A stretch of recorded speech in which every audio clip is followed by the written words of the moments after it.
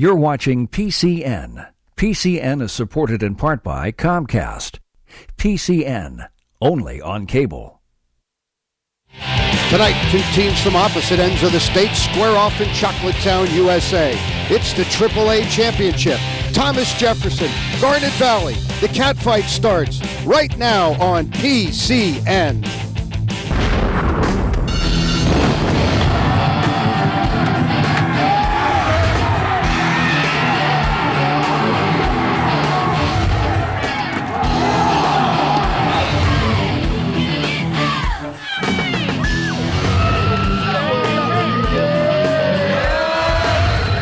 Tonight from Hershey Park Stadium, the Pennsylvania Cable Network presents the PIAA Class 3A Football Championship.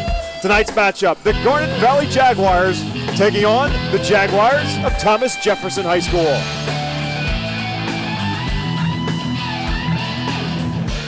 Good evening, everyone, and welcome to the Class 3A Championship. Yes, indeed, it is a matchup of Jaguars. It is the Thomas Jefferson Jaguars out of District 7. They are 15-0. And the Garnet Valley Jaguars out of District 1, they are 13-1. My name is Bob McCool. To my right is Steve Bowen. And to my left is Gary Sutton as we get you set for this matchup from two teams on opposite ends of the spectrum, and in the way they play the game, opposite ends of the spectrum as well.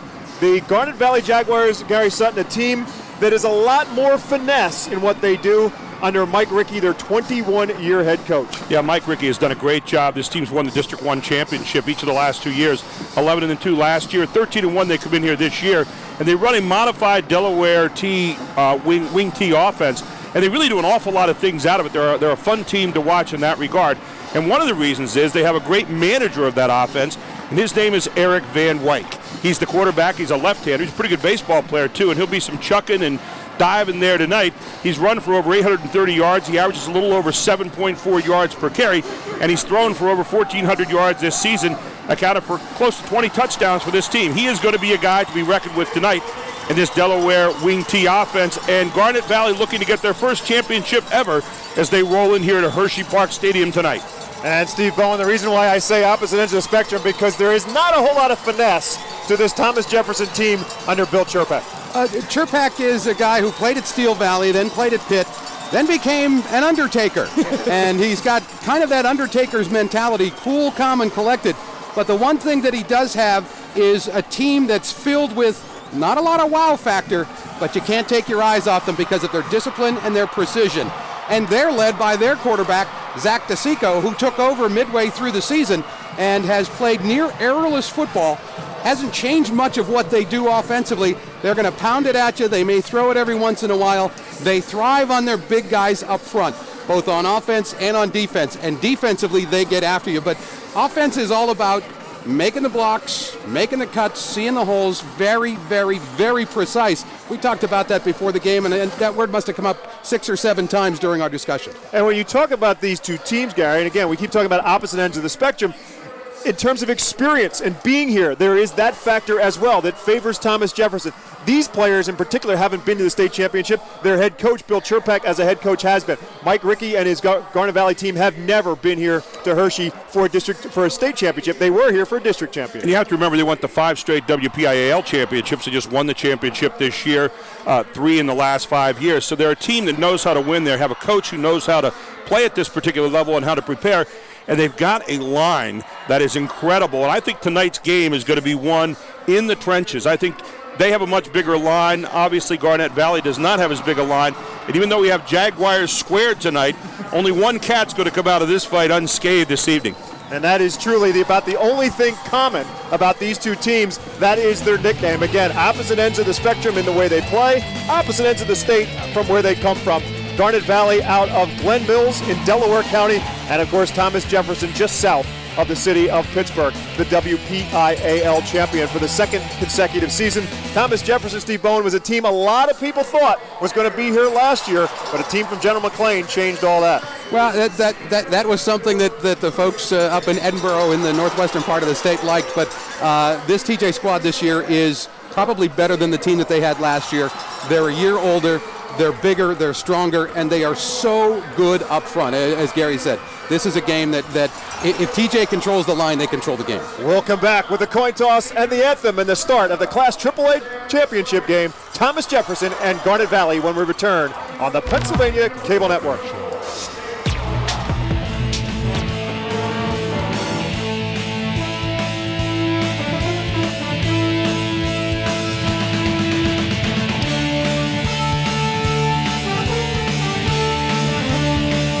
AAA Sports Championship on PCN is underwritten in part by the Association of Pennsylvania State College and University Faculties.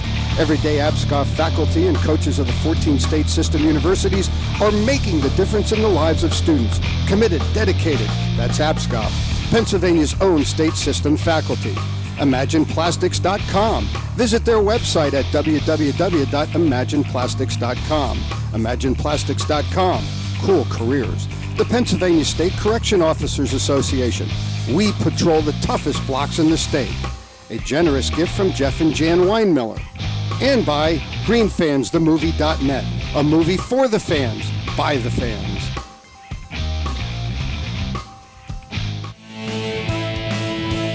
Garnet Valley and Thomas Jefferson is our matchup as we are moments away from the start of this Class AAA championship game. Certainly wind conditions and cold will be a factor in this game. A cold, wintry day here in central Pennsylvania. There is Mike Rickey, their 21-year head coach, 121 wins, 96 losses, and a tie in those 21 years. He has seen this program grow from a small AA school about 15 years or so ago to a AAA school to next year. They have been reclassified as a Quad A school as the population growth in the Garnet Valley School District has absolutely exploded, and it certainly has helped his football program. One of the interesting things as we look around the stadium is the wind. It certainly played a huge factor in the single A game today, won by Steel High 34-15. Not so much tonight. And we will hit down to the field for the coin toss for tonight's game. 21, Trevor Wildman. 52, Lucas Nix. And number 61, Corey Smith. Garnet Valley has won the toss, and they'll receive.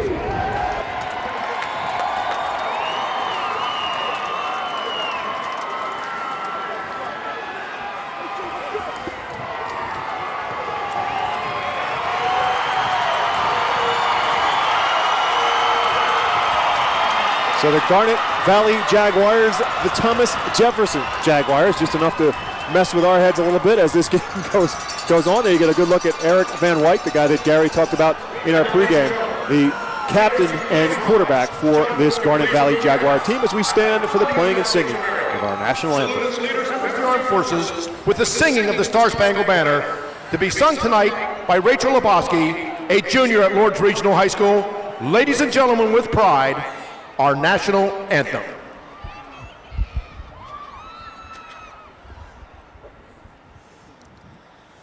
Oh, say, can you see by the dawn's early light what so proudly we hailed at the twilight's last gleaming, whose broad stripes and bright stars through the perilous fight o'er the ramparts we watched were so gallantly streaming, and the rocket's red glare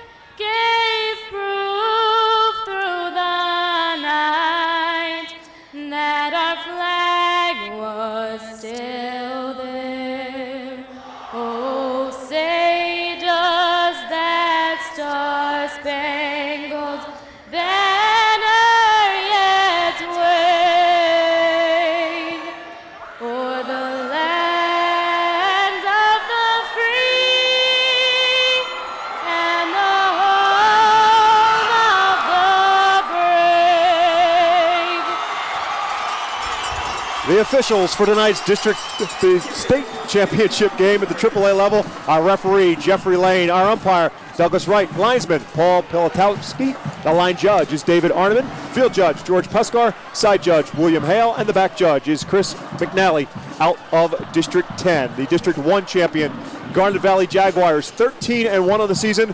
The District 7 champion, Thomas Jefferson Jaguars, at 15-0 on the year. Garnet Valley makes its home as previously in the Southern Chester County League. They did so in 2006. In 2007, they were actually forced to play as an independent. They will become a member of the Central League next year in 2008. That's one of the reasons why they are one game short, so to speak. They've only played 14 games this season, as opposed to Thomas Jefferson's 15 games.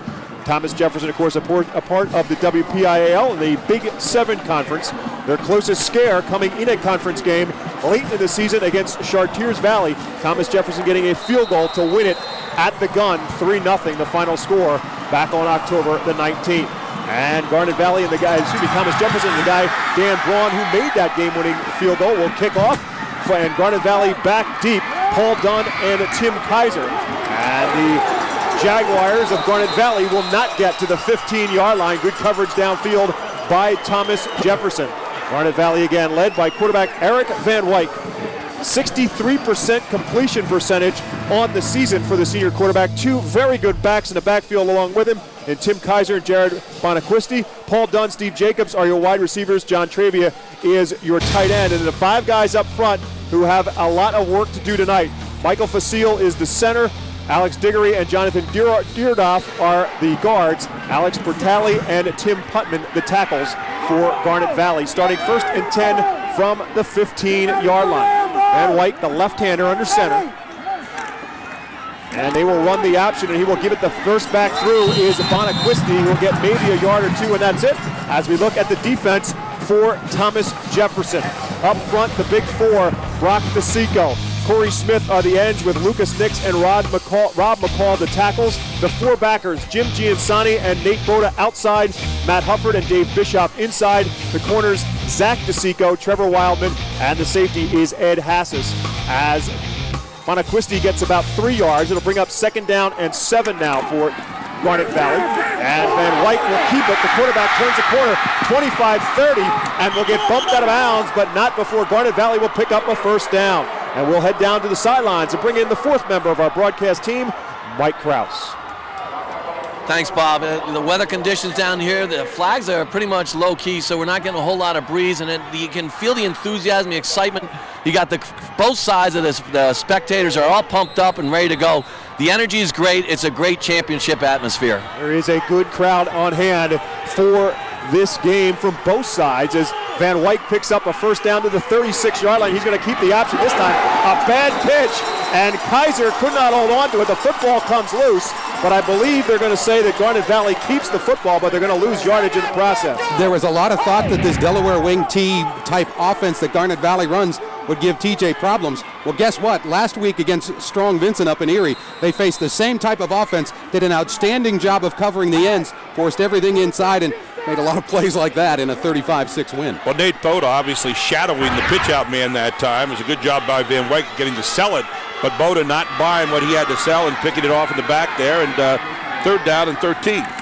Or 2nd down and 13, rather. Van Wyk this time wants to throw the football. He's got an open receiver. It's Kaiser. He is into Thomas Jefferson territory inside the 40-yard line. Finally brought down at the TJ 38-yard line. 1st and 10 for Garnet Valley. Can anyone say Kenny Stabler? I feel like I'm watching the snake here in the opening going. An old-time lefty for Oakland, but I'll tell you what, Van Wyk, very deft ball handler. Watch this. Stepping back though and throwing a nice strike.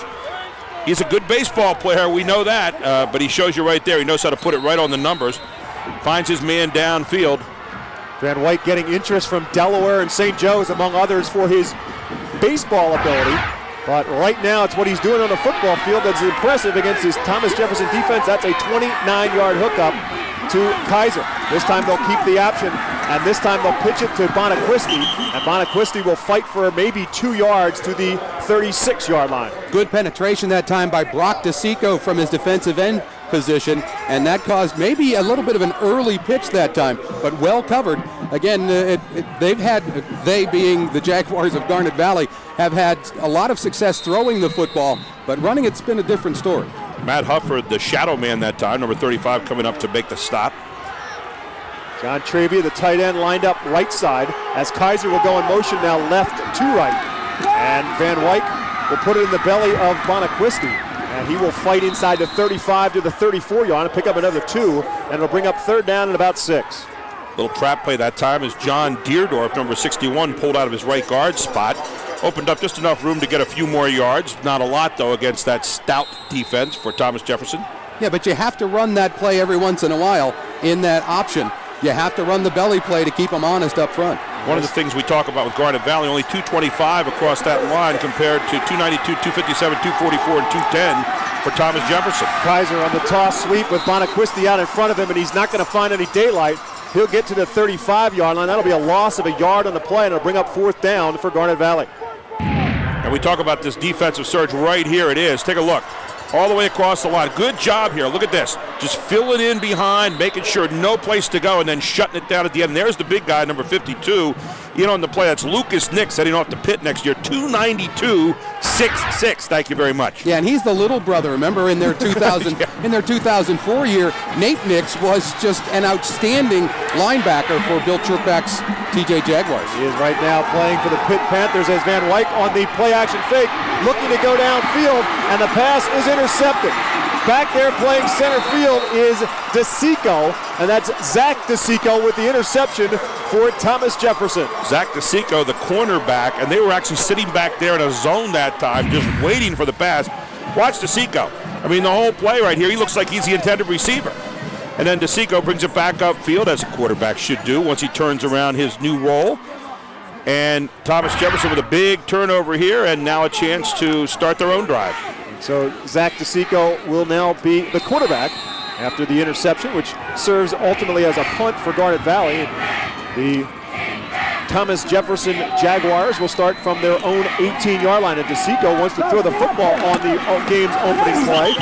And he finds Trevor Wildman outside, and the pass is complete as we look at the rest of the starters on offense for Thomas Jefferson. Orlando Torres, their 1,000-yard running back, is the halfback with Nate Boda blocking out in front, the fullback. Scheider and Wildman, the guy that just caught the football, along with younger brother of Zach, Brock DeSico at the tight end spot. And then the big boys up front for Thomas Jefferson that goes 6'3", 258 across the front five with the tackles. Pat Egger at 6'6", 260, and Lucas Nix at 6'6", 290. DeSico wants to throw on the second down as well, and he has an open target but overthrows Wildman on second down, and it'll be third down now coming up for TJ. And there you see the Garnet Valley starting defense, defensive tackles, Garcia, Duffy, Fertali and Deerdorf, the defensive ends, and then the outside linebackers, Etchison Gray, good ones out there, Dravitz and Dunlap, and then Gerstenberg, McGroarty, and McGraw in the secondary. And boy, you talk about Thomas Jefferson coming out un-Thomas Jefferson-like, throwing the first two passes. Torres hasn't seen a run yet. He is the lone back in the backfield behind Zach DeSico, and he will get the ball on third and about 2, and a great surge up front, pushing forward. Garnet Valley now pushing backwards, and we'll wait and see where they'll spot Orlando Torres as to whether it is a 1st and 10 or 4th down. It appears as if on the initial spot he is short. Nice job by Nick Garcia, the big 315-pound defensive tackle, to really plug that hole. With the surge, when they will run over that right side all the time, and why not? Over there lives Rob McCall, 257, 6'1", and over there also lives Lucas Nix, 292, 6'6". So they run about 80% of their offense when they run to the right side. This Thomas Jefferson. This time they're going to have to kick it away. So they will indeed punt the football, and waiting to return for Garnet Valley is Paul Dunn. Dunn will field it at about his own 32-yard line, blocking up in front across the 40 to the 43, and that's as far as they'll go. But Garnet Valley will get good field position when we return. 7 minutes, 14 seconds remaining in the first quarter in the Class 3A championship game. Thomas Jefferson, Garnet Valley, we are scoreless.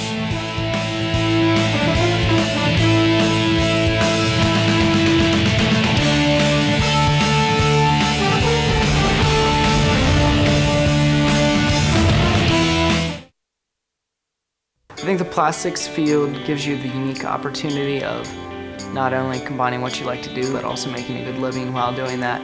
I'd rock climb 365 days a year if I could, but obviously that doesn't provide a good enough salary, if any. With plastics, you can take those hobbies and interests and turn them into a job and a career.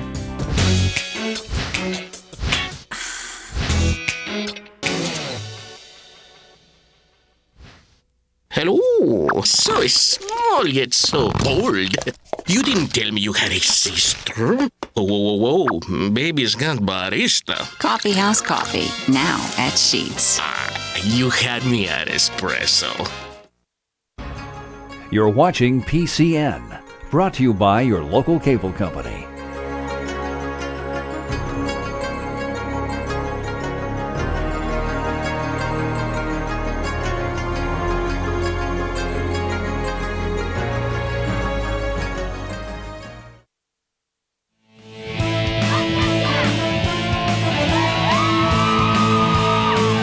You're watching PCN, Pennsylvania's Championship Network, brought to you by nearly 150 cable systems all across the Commonwealth.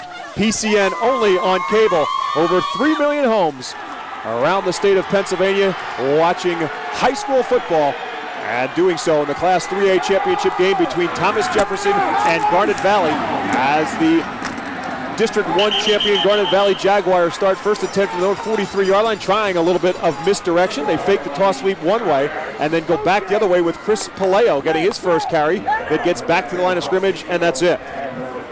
Nix came by and almost took Paleo's head off, and Paleo ducked, thank heavens. And but the rest of his friends were right behind there for a loss, actually, of about a half a yard on the play. Yeah, watch 55 Bischoff from his middle linebacker or inside linebacker position. He really keys off of what that defensive line offers. They give it to Bonaquisti, fullback dive coming through, and he'll get a yard to the 44. You talk about defense, you talk about right now, Thomas Jefferson, take a look at this. Great lateral pursuit and then taking that shadow man out there once again. Playing the option, stopping the man for a short gain, and here again. Sell the pitch, looking downfield, and then pick it off back there. That's defense personified by Thomas Jefferson. Third down now coming up for Garnet Valley from their own 44-yard line. Third down and 9. Van White wants to throw the football. Straight drop. He's going to swing it out to Bonaquisti. And Bonaquisti will fight for yardage and not going to get a whole lot as he'll get to the 45-yard line, and that's it. They had the blocking set up to go kind of towards the numbers, and it was Nate Boda that time for TJ that got out and really forced that to the outside. Good job here laterally, just getting out there. Bill Chirpak's not going to be happy about that missed tackle, but he's going to be very happy about the open field submarine shot right here by Boda. Make that Zach DeSico, rather. So DeSico, who had the interception to end the last drive, now with the open field tackle, will force Garnet Valley into punt formation, and Van Wyk, the quarterback, will drop back and punt. And the punt is fielded.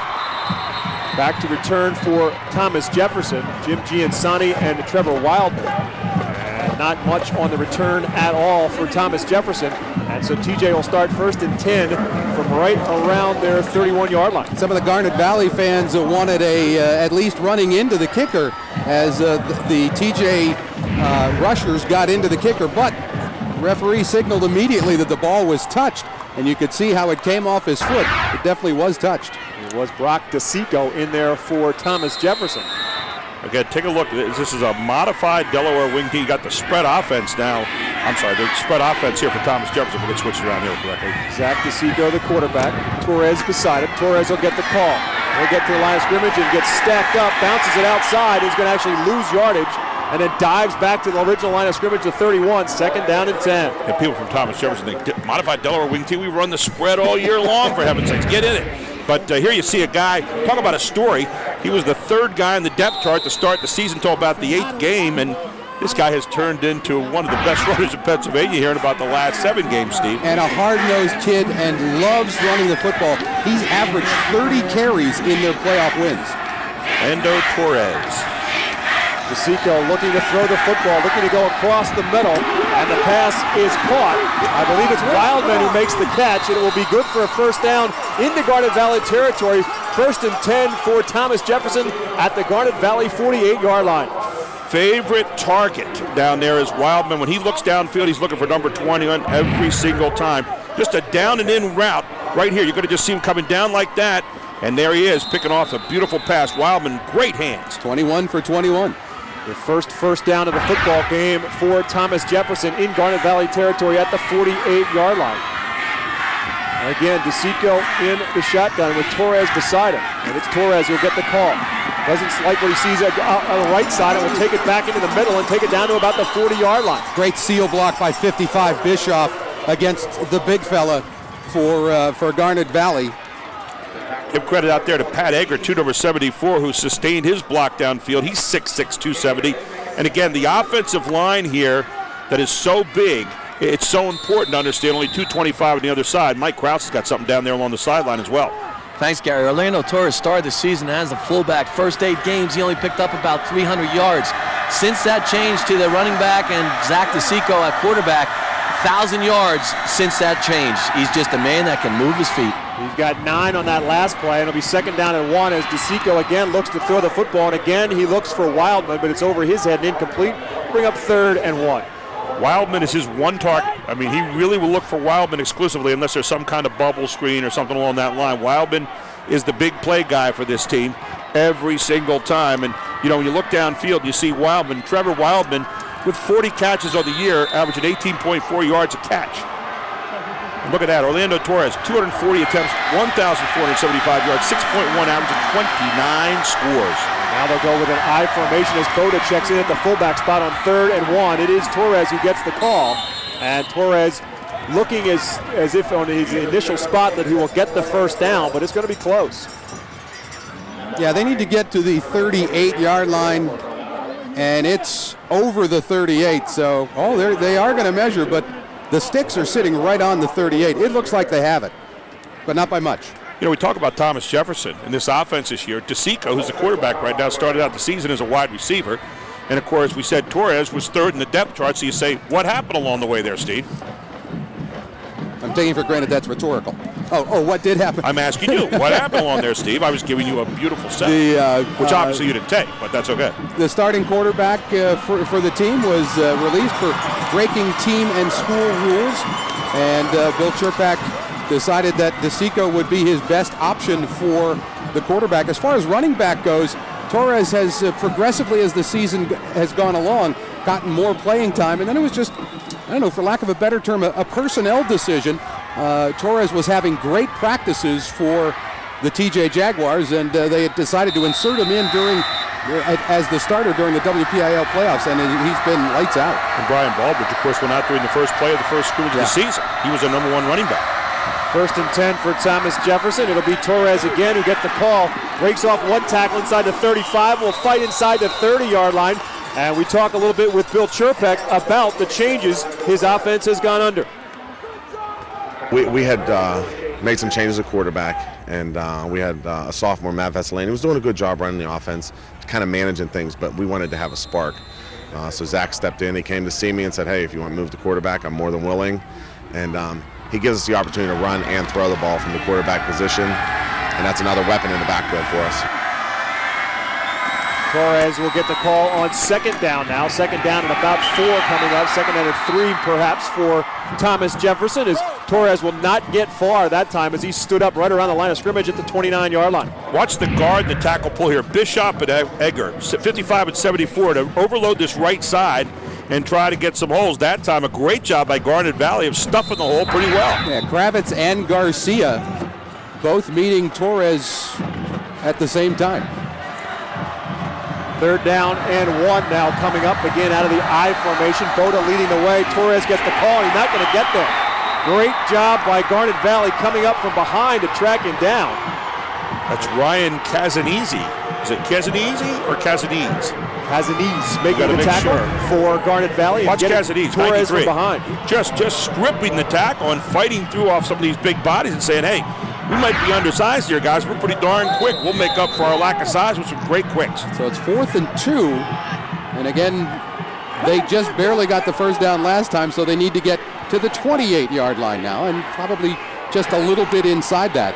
If you're Bill Chirpak, of course you're going to go for it. That is a good look at Bill Chirpak. 13th season at Thomas Jefferson, 136 wins, 28 losses. 4th and 2 for TJ. And a whistle and a timeout called before the snap. Timeout, Thomas Jefferson. It is Thomas Jefferson that will call the timeout with 1:07 remaining in a scoreless first quarter.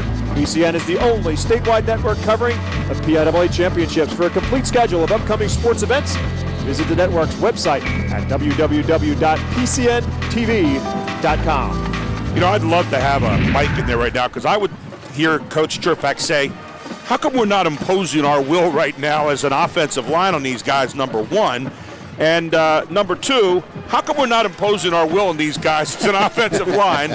The other thing is, I think he's got a play here that everybody's going to be looking for Torres. He's got 2 good long yards to get. One of the plays that he has in his repertoire is a naked bootleg by DeSico. Don't be surprised to see DeSico keep it, make the full pivot, the play action handoff to Torres, and then just run around the outside himself for the gain. 4th down and 2 coming up for Thomas Jefferson following the timeout. At the 30-yard line, as Steve mentioned, they've got to get to the 28 to pick up the first down, but the Garnet Valley defense has buckled up the chin straps and trying to deny them. 2 tight ends set for Thomas Jefferson. High formation. It's Torres following his fullback Bowden. He's not going to get there. They needed 2. They barely got 1. 44 Kravitz did a great job coming down the line that time from his linebacker position for Garnet Valley and really stuffed that play. Drew Dravitz coming up, number 44. And look, and I'll tell you what, here's an unhappy coach right now. But look at these guys just fighting through, doing a great job laterally across the line of scrimmage. Look at this, just filling, and then just stopping it right there. A gang of tacklers like a sharks to a feeding frenzy. Kravitz took out the lead block and let his mates do the rest. So Garnet Valley holds on defense, and they will get the ball back. 1st and 10 from just the other side of the 30-yard line. Van Wyk on the option keeper will take it out to about the 34-yard line, pick up of about 4, maybe 5 on the play to bring up 2nd down. And if you're Coach Ricci, I think you have to be pleased with what you've been able to do on the outside because, as mentioned, last week against a very fast, strong Vincent team up in Erie in the semifinals, TJ just absolutely shut down the corners. But watch this, the ball handling right there, stop. The ball handling is so important because you got the dive coming in. Everybody is now coming in like this, and now you make your move out to the outside. Take a look, and you're wide open. 4-yard pickup for Van Wyk. 2nd down and 6 for Garnet Valley. He wants to throw this time. He's got Kaiser. Kaiser will turn the corner, and Tim Kaiser will get out close to the 40-yard line. That's where they needed to get the first down. Kaiser, the favorite receiver of Van Wyk. Again, with another reception here in this game. He averages 20.8 per reception. Here's another way of getting the ball out of that wing T, and Kaiser on the move. Tell you, this team's got a lot of weapons, and they're using them all here in the early part of the game. They picked up 5 on that play, so it'll bring up 3rd and 1 at the 39-yard line. 2nd catch of the day for Kaiser. And on 3rd and 1, they'll run out of the I, and it'll be Paleo who gets the call. I think he's going to have enough for the first down based on the spot. They needed to get to the 40. They got to the 41. And it is a first down pickup for Garnet Valley, their 3rd first down of this first half. If you're Mike Ricci right now, you are really happy about the rhythm your team is in this game. This is a fearless bunch that's coming out here for the Jaguars on the side of Garnet Valley. There's Mike Ricci on the sideline. And a timeout will be called by the Garnet Valley Jaguars. That is the end of the first quarter. Let me correct myself.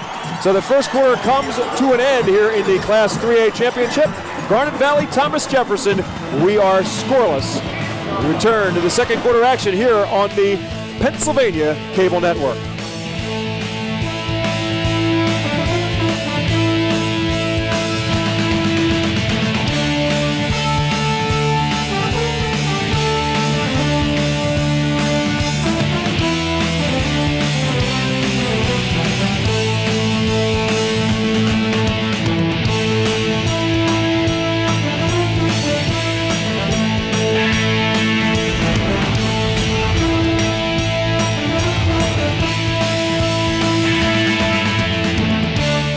This 2007 PIAA football championship game between Thomas Jefferson and Garnet Valley is being underwritten in part by Jefferson Hills Real Estate, big enough to serve you, small enough to care. And by the dental practice of Dr. David Graham, a private dental practice featuring cosmetic and implant dentistry in the West Jefferson Hills and surrounding communities. Dr. Graham is pleased to be able to bring you today's Class 3A football championship. Welcome back to Hershey Park Stadium. Garnet Valley, Thomas Jefferson is our matchup. Alongside Gary Sutton, Steve Bowen. My name is Bob McCool. Garnet Valley with the football. 1st and 10 for Garnet Valley at their own 41-yard line. And on the ground, picking up big yardage is Kaiser out close to the midfield stripe, and it will be a first down pickup. It appears we'll go down the sidelines to Mike Krause. Thanks, Bob. One of the offensive line plays that's made a major contribution is Joe Valerio. Joe is a former player from University of Penn. He was an All-American, played for the Chiefs for 6 years, and he was out of football for a while, and he came back this year. Coach Ricky got him back into it, and one of the reasons he got back are his 3 daughters are triplets. They just celebrated a birthday, and I'm staying with them, plus the other managers, 29, 27, and 75, Joe's kids, and you can see the impact he's had with this drive that they're sustaining with the play of that offensive line. Joe Valerio, a guy who earned the nickname Touchdown Joe in his times at Kansas City Chiefs. So he was an offensive lineman who often was a tackle eligible, had 4 touchdown receptions as an offensive lineman, and as a matter of trivia, 3 of those touchdown passes came from a guy by the name of Joe Montana. Perhaps you've heard of him. Bonaquisti on the carry for Garnet Valley, got to pick up another first down. I'll tell you what, you got to be impressed with Garnet Valley. They've shown so many different looks here so far. Take a look at this. Here it is, just a nice little handoff. Good blocking here and here to open up the hole. And I'll tell you what, his front line right now is doing the job on Thomas Jefferson, which I don't think anybody anticipated tonight, Steve. They're more than doing the job, Gary. They're beating TJ at what TJ does best. They're not afraid to run inside. Most wing teams don't feature that much inside the tackles, and they're really pounding it inside. Vallejo going to get the call on an inside reverse. Vallejo will not get any kind of daylight as he is wrapped up immediately and actually going to lose yardage back to the 39. Nice little crossbuck play there that didn't go for anything. Here you go. The counter made famous by Notre Dame, and then you just see a million different people coming up that time for Thomas Jefferson. The only one missing from that huddle was Thomas Jefferson himself. Loss of 2 on the play, make it 2nd and 12 back at the 39-yard line. As you see, Garnet Valley out rushing a Thomas Jefferson team that lives by the rush. Eric Van White looking for some daylight on the option keeper. Take it back to about the 37-yard line. The original line of scrimmage, it'll be 3rd at about 10. Frankly, out-quicking them right now, out-rushing them, out-passing them, and 85 to 25 in total yardage. Well, that last play looked like it was going to be another good pickup by Van Wyck, but Jesus from his linebacker position really came in and did a nice job. Also, 35, Matt Hufford for TJ. And good lateral pursuit along that line to stop that play from turning into another first down run. 3rd down and about 9 coming up now for Garnet Valley, and Van Wyck going to want to throw the football as he steps up in the pocket. It's nearly picked off. Wildman almost came up with the pick.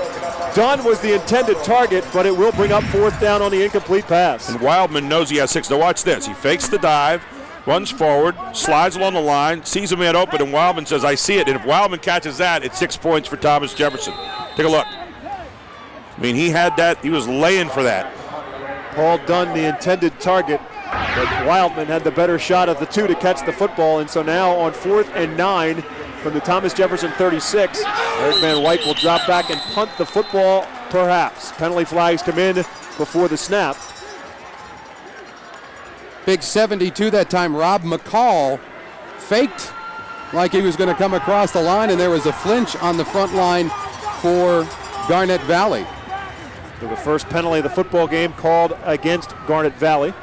And so they'll back up 5 yards, give Van Wyck perhaps a little more territory to shoot for to try to pin back Thomas Jefferson. Prior to the snap, false start on the offense, 5-yard penalty, remains 4th down.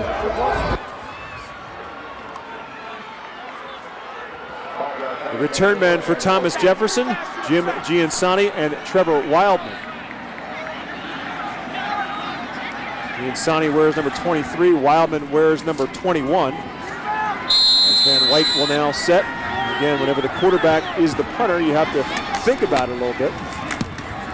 And White will kick a low line drive kick. And Giansani will let it roll into the end zone. And so Thomas Jefferson will start from its own 20-yard line. PCN's wall-to-wall farm show coverage will run from Saturday, January the 5th through January the 12th. Some of the highlights include a high school rodeo and the Sheep to Shawl competition. Governor Rendell will lead the opening ceremonies live on Saturday, January the 5th, only on PCN. 1st and 10 for the Thomas Jefferson Jaguars. 1st and 10, their third offensive series. They've really had not the rhythm you're used to seeing with Thomas Jefferson so far. They are a team that likes to get into a good rhythm, get a lot of first downs, impose their front line's will on you, and that's where they live. Let's see what they can do this time. Brock DeSico, the tight end, lined up left side, I formation. Nate Boda is the fullback. Orlando Torres is the tailback. Behind quarterback Zach DeSico, who's throwing the football tonight. He finds Wildman. Flanker screen set up across the 25-yard line out to about the 27. Gary, you mentioned before when Bill Chirpak took that timeout and he was probably saying, why aren't you imposing your will? A lot of it has been the play calling, I think, because it's different when you pass block as opposed to trying to grind it out. This plays a nice little pitch out that time, and you get Wildman out there, and Scheider did a good job, number 12, of picking off him into the outside. Good block by the wide receiver. 2nd down and 3 after the 7-yard pickup. I think 2nd down and 4. Make it a 6-yard pickup for Wildman. This time they'll run the toss sweep. Torres trying to turn the corner. He will get to the 28-yard line, or perhaps to the 29. It'll be 3rd down and about a yard coming up for Thomas Jefferson. Garnet Valley's been grudging so far. That time, though, you saw Boda, number 34, the fullback, who does a wonderful job of blocking, turning the outside to the inside to get a few more yards for Torres. Brings up a 3rd down and a long one. Long one from the 29-yard line. They've got to get to the 30 to pick up the 1st down. This Thomas Jefferson. Stack it up at the line of scrimmage, and I mean stack it up. I formation. Torres gets the call, and a great surge up front by the Thomas Jefferson offensive line to the 32, maybe to the 33-yard line, and a pickup of the 1st down. Just got in behind Sean Condrat that time, the center, who just said, get on my back. Come on, we're going to get a 1st down, number 56. You'll see him surge forward, Steve. You would think sooner or later that, probably sooner, I would think that TJ would try something of a quarterback option, because DeSico is a very good runner, very capable of running that option. Maybe, run some sort of a sweep with Torres behind him waiting the pitch, but they haven't gotten that part of their offense on track yet. 3rd 1st down of this 1st half for Thomas Jefferson. It's again Torres getting the call. This time he's got daylight. 40, 45, great move at midfield. At the 40, shakes a tackle and still on his feet inside the 25-yard line before he's finally brought down. An outstanding effort by Orlando Torres.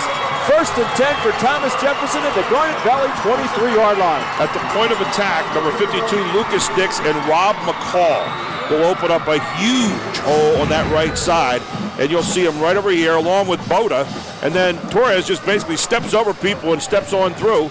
There you saw number 52, Nix and McCall, and then he does the rest himself. Look at this, just tough running. What a great open field cut that time by Torres. You'll see it after he breaks through the line. Right here. There he makes that cutback and it goes for 45 yards. To the 23-yard line of Garnet Valley, and right back they come, this time with the fullback, Nate Boda, at a huge hole, and Boda will punch it in for the touchdown from 23 yards out. Off an inside trap play. Good little pull to the inside, created the hole by McCall, and then quickly Torres right on through again. We talked about the precision that TJ runs their offense in. When they get in rhythm, the precision is important, because this is a quick hitter. This hole has to be open right away or else it goes for nothing. Let's see it again if we can. Number 72, McCall, pulls over, and then you saw number 55, Bischoff, heading forward. But McCall comes over and sets the trap, and we'll see that again in just a moment, but now for the extra point. Dan Braun comes on to attempt the extra point. Zach DeSico is the holder. Kick is up and splits the upright with 6 minutes, 53 seconds remaining, 1st half. And the score, Thomas Jefferson 7, Garnet Valley nothing. There you see 5 plays, 80 yards, 2:21 the time, and Boda with a 23-yard touchdown run. but some great blocking up front, and that is Thomas Jefferson football. Great blocking, precise blocking, and there's a guy that has a little sigh of relief for the moment, although he says, hey, we got a long way to go against this club. And we'll head back down to the sidelines yet again for Mike Krause. Bob, one of those big plays there in that long run by Orlando Torres. One of the strengths that Coach Cherpak found in Torres that he became the starter.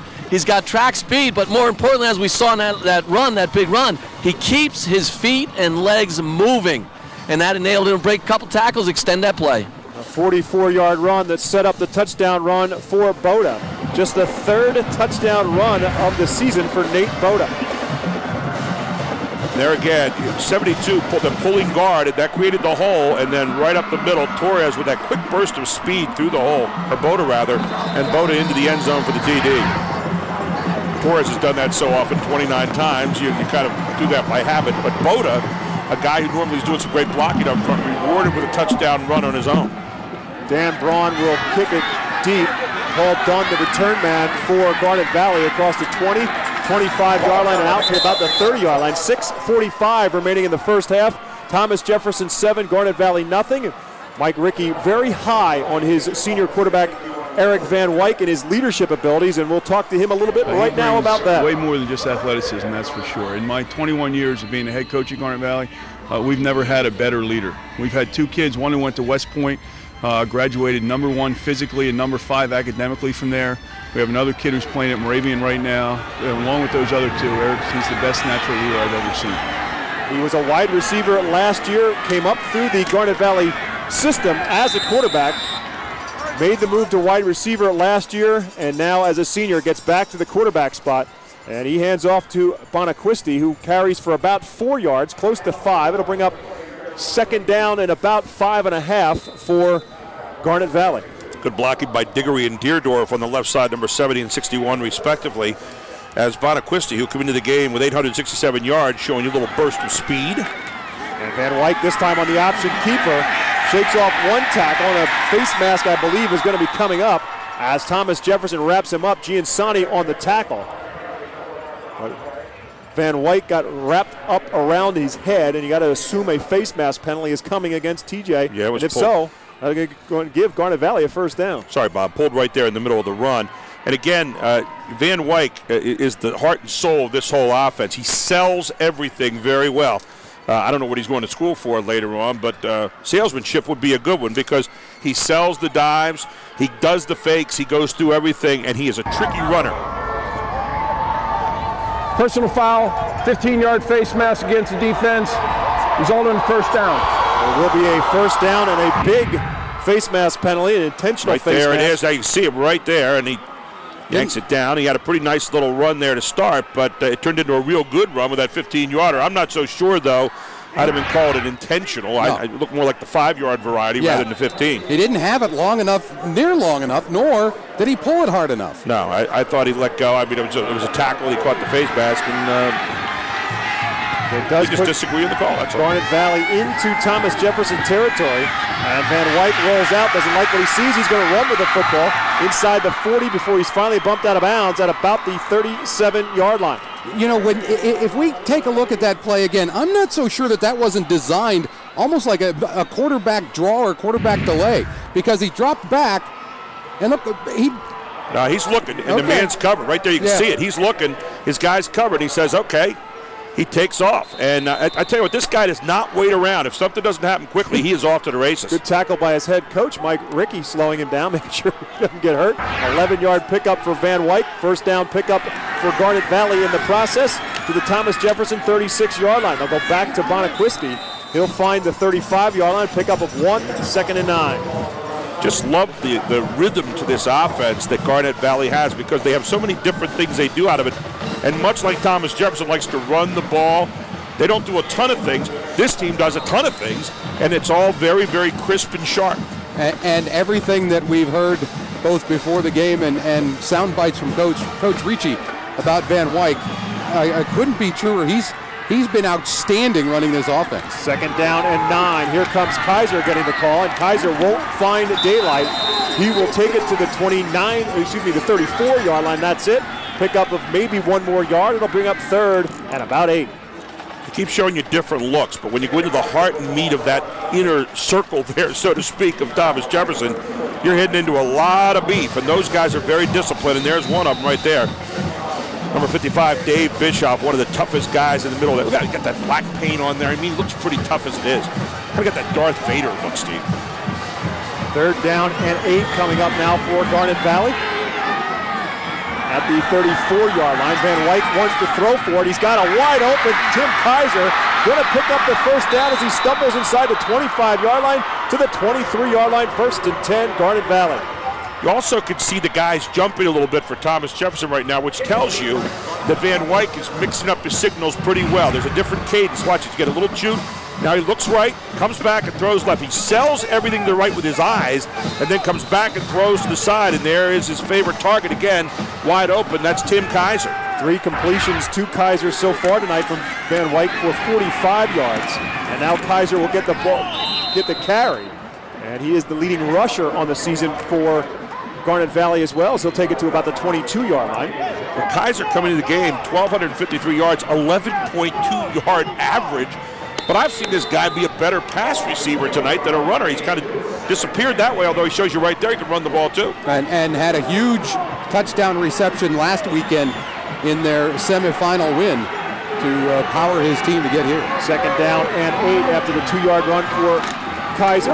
This time on the option keeper, Van Wyk straight arms his way out of one tackle, but will not get away from the other one as DeSico comes up and cuts the legs off right around the 20-yard line. Hey, talk about that touchdown reception last week. A 74-yard toss. It was a short play. Kaiser turned into a 74-yard touchdown against Lampeter Strasburg to go on and get a big win.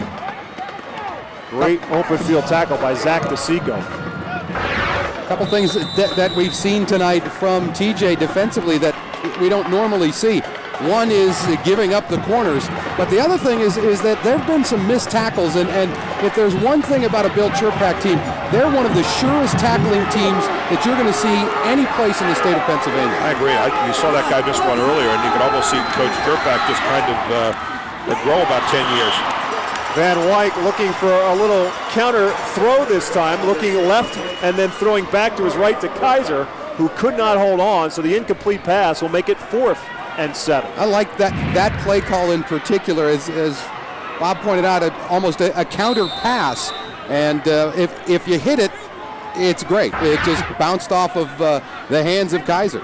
I've counted 8 different things they've done out of this so far here in the first 2 quarters. Really incredible, and now we're going to see a field goal effort. And we're going to see Eric Van Wyk, the quarterback, the punter, and now the kicker as well, as he will line up for a 37-yard field goal attempt.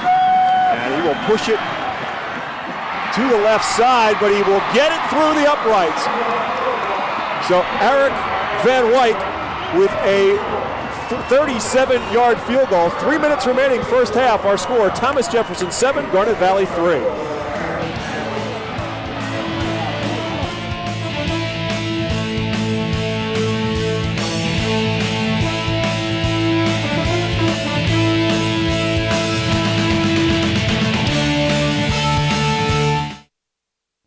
Reaching, caring, inspiring, teaching.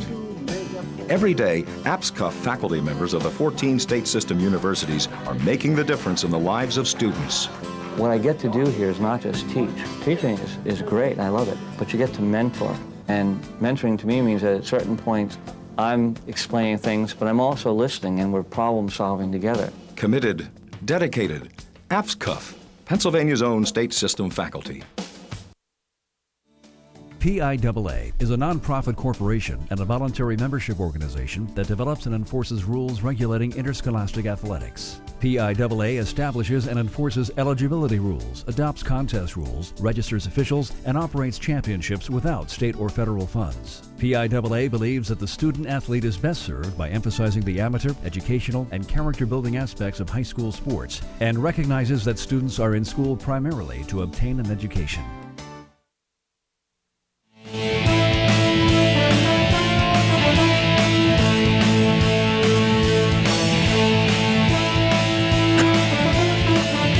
3 minutes remaining in the first half. Eric Van Wyk's 37-yard field goal gets Garnet Valley on the scoreboard. And how about the pass right here? You can see it to the outside as he gets his favorite target there. Kaiser And then he comes out again to Kaiser. Says, I can throw you in the flat, take off, big guy, and run a little bit.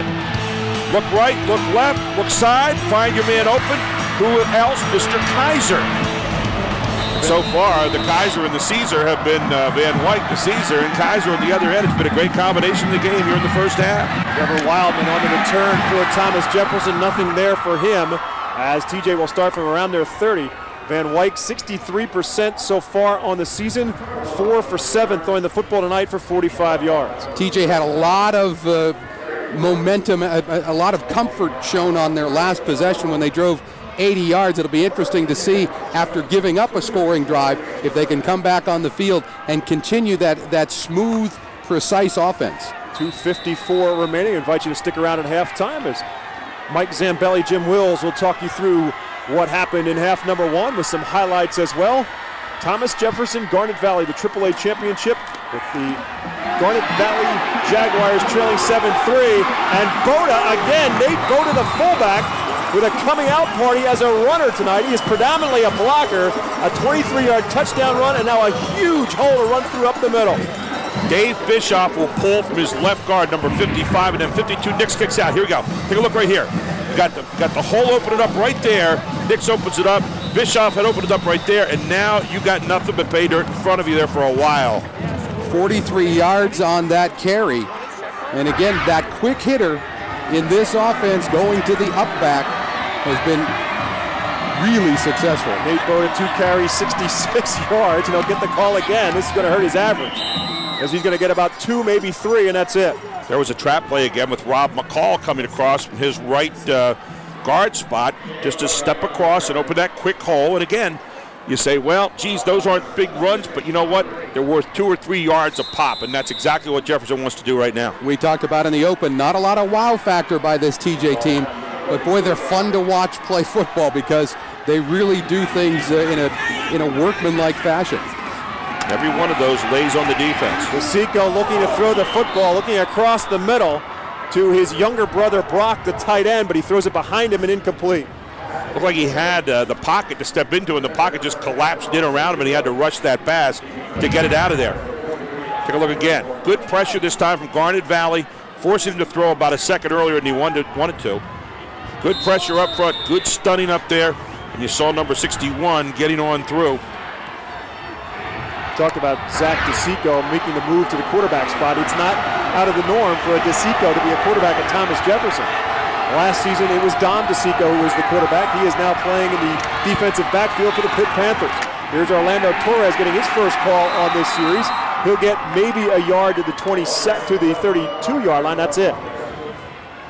And he's met up there by number 44.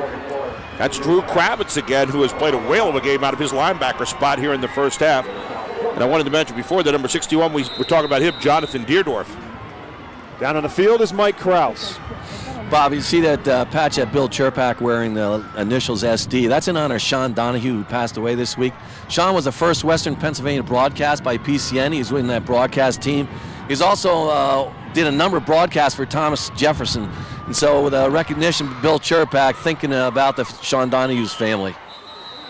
Right now, Bill Cherpak is going to call a timeout. Second timeout called by Thomas Jefferson in this first half with 1:07 now remaining. And a 4th down and about 6 coming up for Bill Cherpak, and decision time as to what he wants to do on 4th and 6. They've had enough success, I think, in a variety of ways that he's not limited by what he can run here. I still maintain at some point we're going to see some sort of a quarterback option because DeSico is such a good runner. Speaking of DeSico and the older brother Dom and the younger brother Brock, what's with the younger brothers at TJ? Nate Nix was about 6'3", and now you've got Lucas that's 6'6".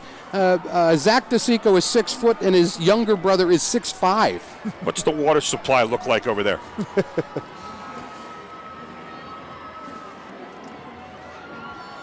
The eyes of the world will be fixed on Punxsutawney, Pennsylvania on February 2nd. PCN will be there with live coverage of all the festivities. Phil the Groundhog's much anticipated weather prediction. 6 more weeks of winter or perhaps an early spring. Find out February 2nd only on PCN. 4th down, 6 to go for the Thomas Jefferson Jaguars. Wildman will go in motion. DeSico wants to throw the football. Straight drop, looking and finding Torres at the 20-yard line. First down pickup for Thomas Jefferson. Nice little wheel route that time, and kind of a delay wheel route by Torres. Great sell job on the delay route by the quarterback, DeSico. Take a look right here, and there, DeSico looking right first, really sells it, and then comes back to Torres, who was out in the flat. Now look, he's looking over to the right. Here's Torres coming out like this, and then he finds Torres out in the flat. Great call that time by Churpack and company. 12-yard pickup to the 20-yard line, 1st and 10. Clock continues to run, now approaching 50 seconds remaining first half of play. Thomas Jefferson leading 7-3 and looking for more. Seco under center, I formation behind him. He wants to throw again. Pump fakes once. Looking for Wildman down around the goal line.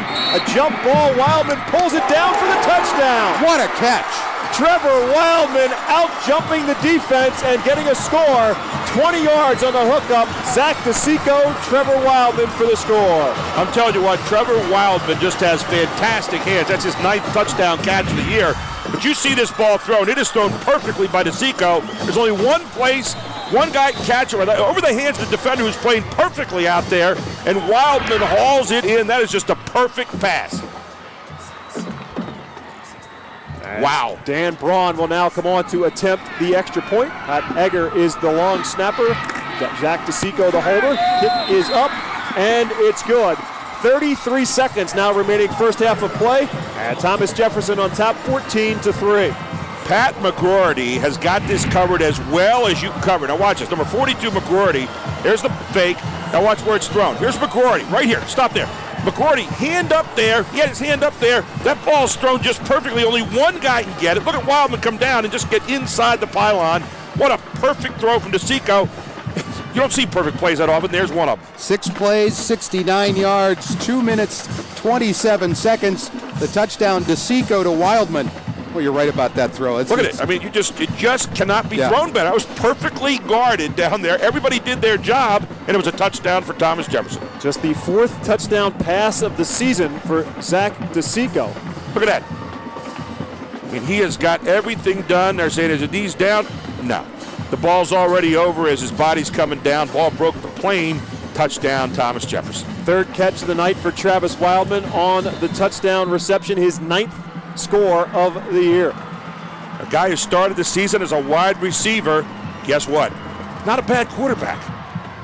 Behind Travis Wildman in the receiving department, Zach DeSico, the 2nd leading receiver on the year. So he's a pretty good receiver before making the switch to the quarterback spot.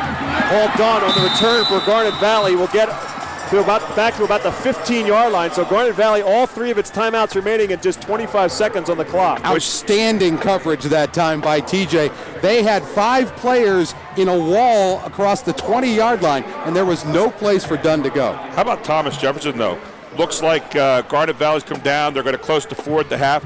Talk about a momentum stealer. Thomas Jefferson just marches right back down the field and answers and steals the momentum back apparently here, getting ready to go into the locker room at halftime unless a miracle happens, and it's not going to, because Garnet Valley's going to be happy to go in right now down 14-3.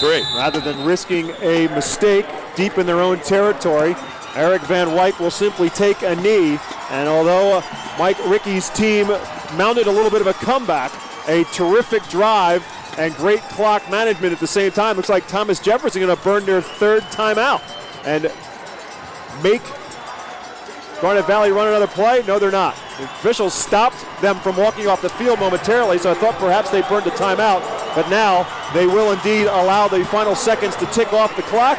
And so both teams getting some points on the scoreboard here in the 2nd quarter. Thomas Jefferson, however, with the touchdown, countering Garnet Valley's field goal. And at the break, the score in the AAA championship game, Thomas Jefferson 14, Garnet Valley 3. When we return, Mike Zambelli and Jim Wills with our halftime show.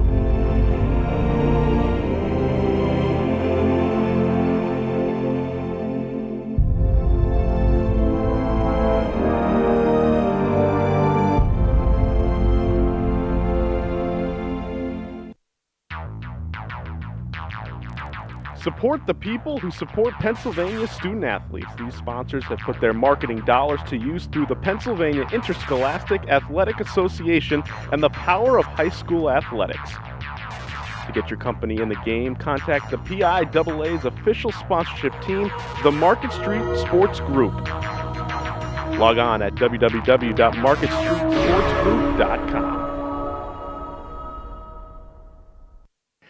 Get your VHS or DVD of this PIAA championship. Visit our website at pcntv.com or call toll-free 1-866-PCN-VIDEO. All championships are $29.95, including shipping and sales tax.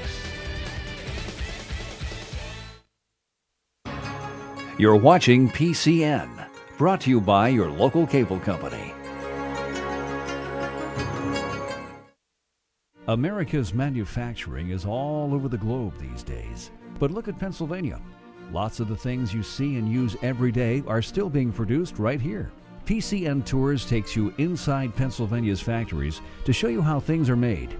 Your guide from the company will walk you through the whole process, from raw materials to the finished product. PCN Tours, Sundays at 8 p.m. on PCN, only on cable. PA Books takes you on an odyssey through Pennsylvania.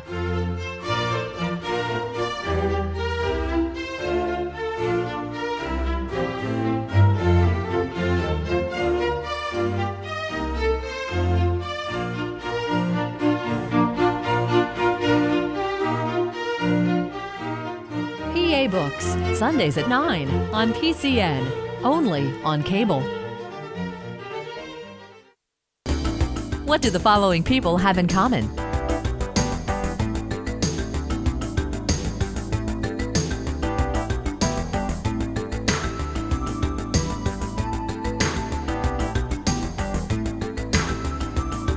They're all from Pennsylvania, and they've all been featured on PCN Profiles. PCN Profiles, Sundays at 10 p.m. on PCN, only on cable. PCN is looking for interns. If you're a college student interested in television production and politics, PCN has an opportunity for you to work with professionals and get hands-on experience. You would report to PCN studios near Harrisburg and work between 20 and 40 hours a week. In order to qualify, your internship must be part of a college academic program. To find out more about PCN internships, visit our website at pcntv.com.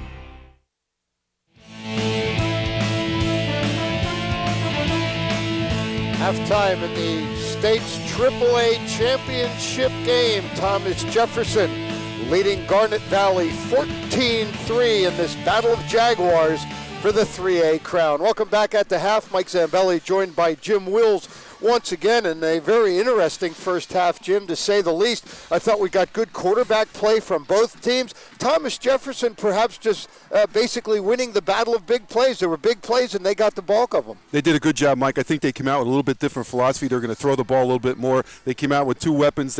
You had Torres. He's the big weapon. They kind of stayed away from him, took the pressure off him, gave the opportunities to Boda and Wildman to do the good things in the big plays you talked about. Not so much a first half of what Garnet Valley did wrong, but a lot of first half is about what Thomas Jefferson was able to do right. Oh, I think Garnet Valley had a tremendous defensive effort. They did a really good job. They stuffed a lot of plays up the middle. They really stopped Torres when they gave him the ball early, except for that big run for the one he had that really opened the thing up. But after that, they did a good job of stopping him. But you're right, the big plays by the offense is what did it in. Let's take a look at some first half highlights for you. Once again, Garnet Valley was able to move the football, and you had to be impressed with Eric Van Wyke. He handled the team well. He did suffer this interception. That was on their first drive. But I think, Jim, they showed right away that they had the ability to move the football. But then Orlando Torres, they ran between the tackles, and Torres delivered. Well, Torres is unbelievable. We talked about how he's over 200 yards in every playoff game down the edge. But then you bring up Boda, a surprise. The fullback gets the football, busts that one up the middle for a nice big 23-yard run there for the touchdown. And, you saw that Van Wyke did a great job of getting that ball outside. He did a nice job, made some good decisions, comes on here and, gets that field goal for them as well. So he's done an outstanding job in the first half.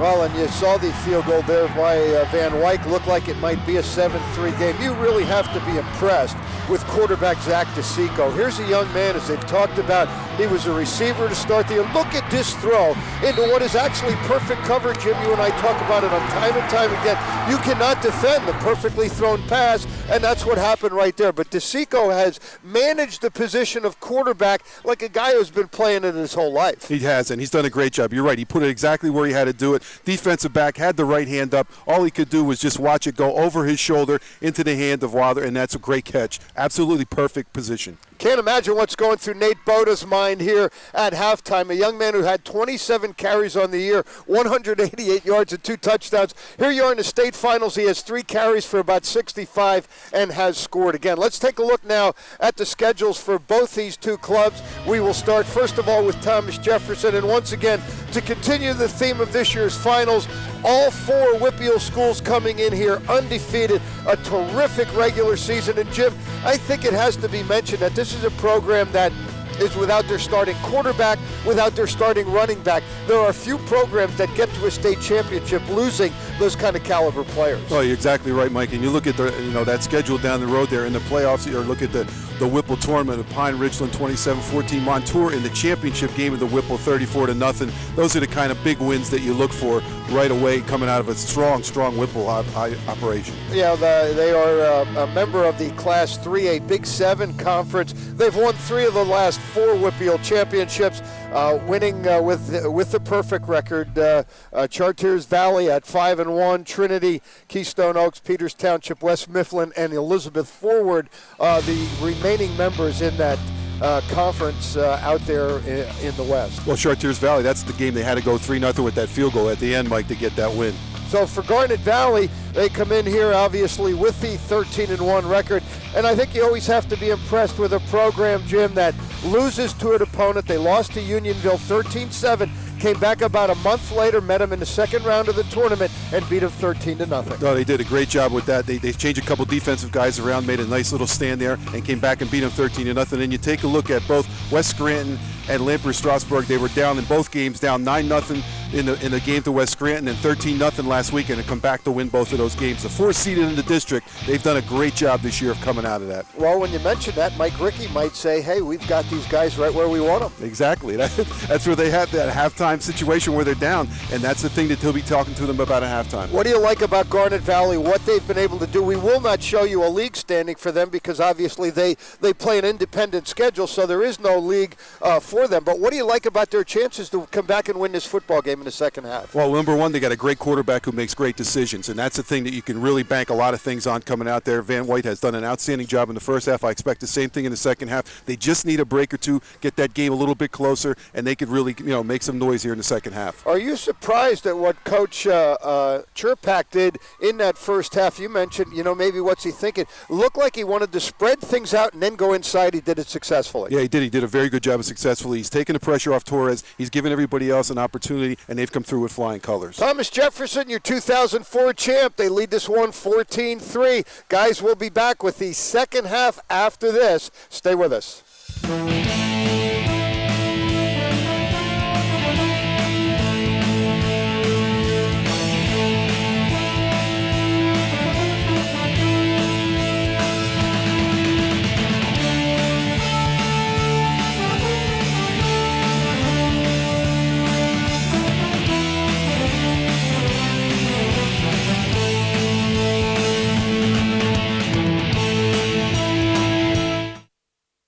Honey? We just don't know what's gotten into you lately. You've always been so cooperative. It's as if you take pleasure in giving us a hard time. You left us no choice. We've brought someone in to see you. No more excuses. Is your PC making life difficult? Computer Patrol is on duty for any problem. Count on our on-site support to put you in control. Boot this. Computer Patrol from Pentella Data. Our geeks are smarter than their geeks. Get your VHS or DVD of this PIAA championship. Visit our website at pcntv.com or call toll-free 1-866-PCN-VIDEO. All championships are $29.95, including shipping and sales tax. You're watching PCN, brought to you by your local cable company. PCN tours can be watched at your desk or on the go too. Just visit PCNTV.com. Click on PCN Online and watch tours at the usual times during the week. Or click on Podcasts and download a tour and watch it anytime you want on your computer or your video iPod. Get PCN tours the way you want them, on cable, online, or on your iPod. The sides promenade halfway around for me. Lead right, circle 4, make a line again, you see. Move up and back, touch a quarter. Coordinate and move it right along. Square dancing, the traditional way, and the not-so-traditional way, is just part of the state's annual showcase for agriculture. The Pennsylvania Farm Show, beginning January 5th on PCN, only on cable. At this time of year, you have to put some more thought into getting around safely in your car. And if you're traveling around Pennsylvania, you need more than a local forecast to help you make plans. That's where Weather World comes in. The team at Weather World brings their years of experience together to tell you about weather conditions all over the state every weekday. Weather World, weekdays at 5:45 p.m. on PCN, only on cable. The official record of history often leaves out the individual's point of view, but 33 Pennsylvania veterans tell how they saw history while they were making it, in World War II, in their own words. Based on the PCN series, this book is an ideal holiday gift for anyone who wants to learn more about this remarkable generation. $14.99 plus shipping and sales tax. Call 1-866-726-8433 or visit our website at pcntv.com. PCN programs on VHS and DVD are available for purchase online. Go to our website at pcntv.com, click on PCN Store, and browse through hundreds of program titles, tours, books, profiles, Gettysburg Battlefield walks, PIAA championships, and PCN merchandise, all in a safe, secure shopping environment. Visit the PCN Store at pcntv.com today.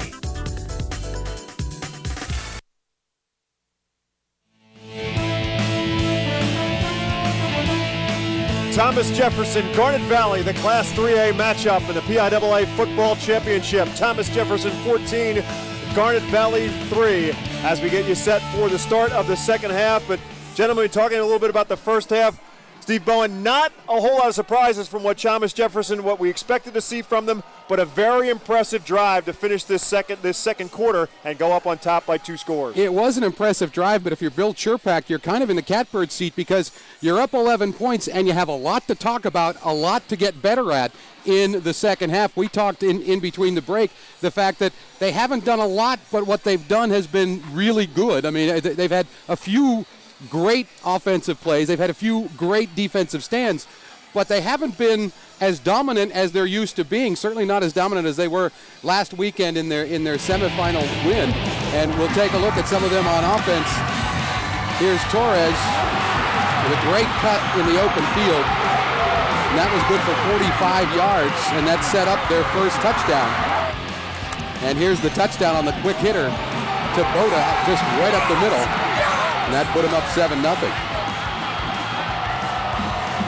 Now we're going to see DeCicco with the nice pass out on the flat to Torres, a big third down conversion, and that led to this great touchdown pass to Wildman. And that was the score that made it 14-3 at halftime, and it came in the closing seconds of that second quarter. And Gary Sutton, I think this is going to be an interesting thing. I'd be curious to know what Mike Rickey talked to his team about at halftime. I would think it started with the fact of, I told you we could play with this football team. We're in this football game. Now here's what we have to do in half number 2 to win this football game. I think offensively we keep doing the same stuff. Defensively, we need to stay quick along the line.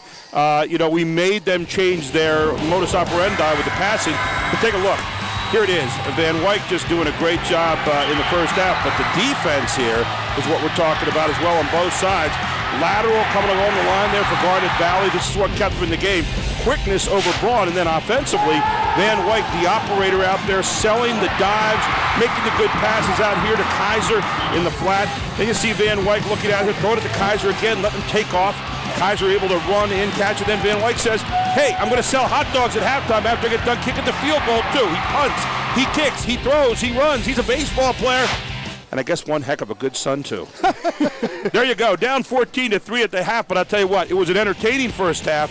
And you take a look there, everything pretty close except total yards, 204 to 119. In the rushing yards, that's where Thomas Jefferson really has had their way. And of course, a big part of that was the Orlando Torres run of 40-plus yards that got them in a position for the touchdown. But again, it has been the passing of Zach DeSico, something we were not expecting to see a whole lot of.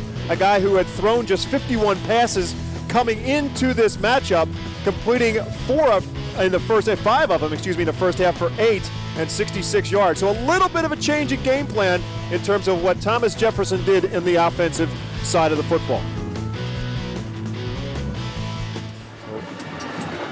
When we talk about what TJ did, again, you look at those big plays, and it's not like they don't ever have big plays, but they haven't had a drive, a TJ drive, and all the folks down in District 7 know about how TJ can just grind out 50, 60, 70-yard drives and really demoralize their opponents. They haven't been able to do that so far tonight. But it really talks about the strength of this team, the pedigree of this team, when they're able to kind of do what they wanted to do in a situation where they kind of, and I know Bill Cherpak felt, I've got to get momentum back.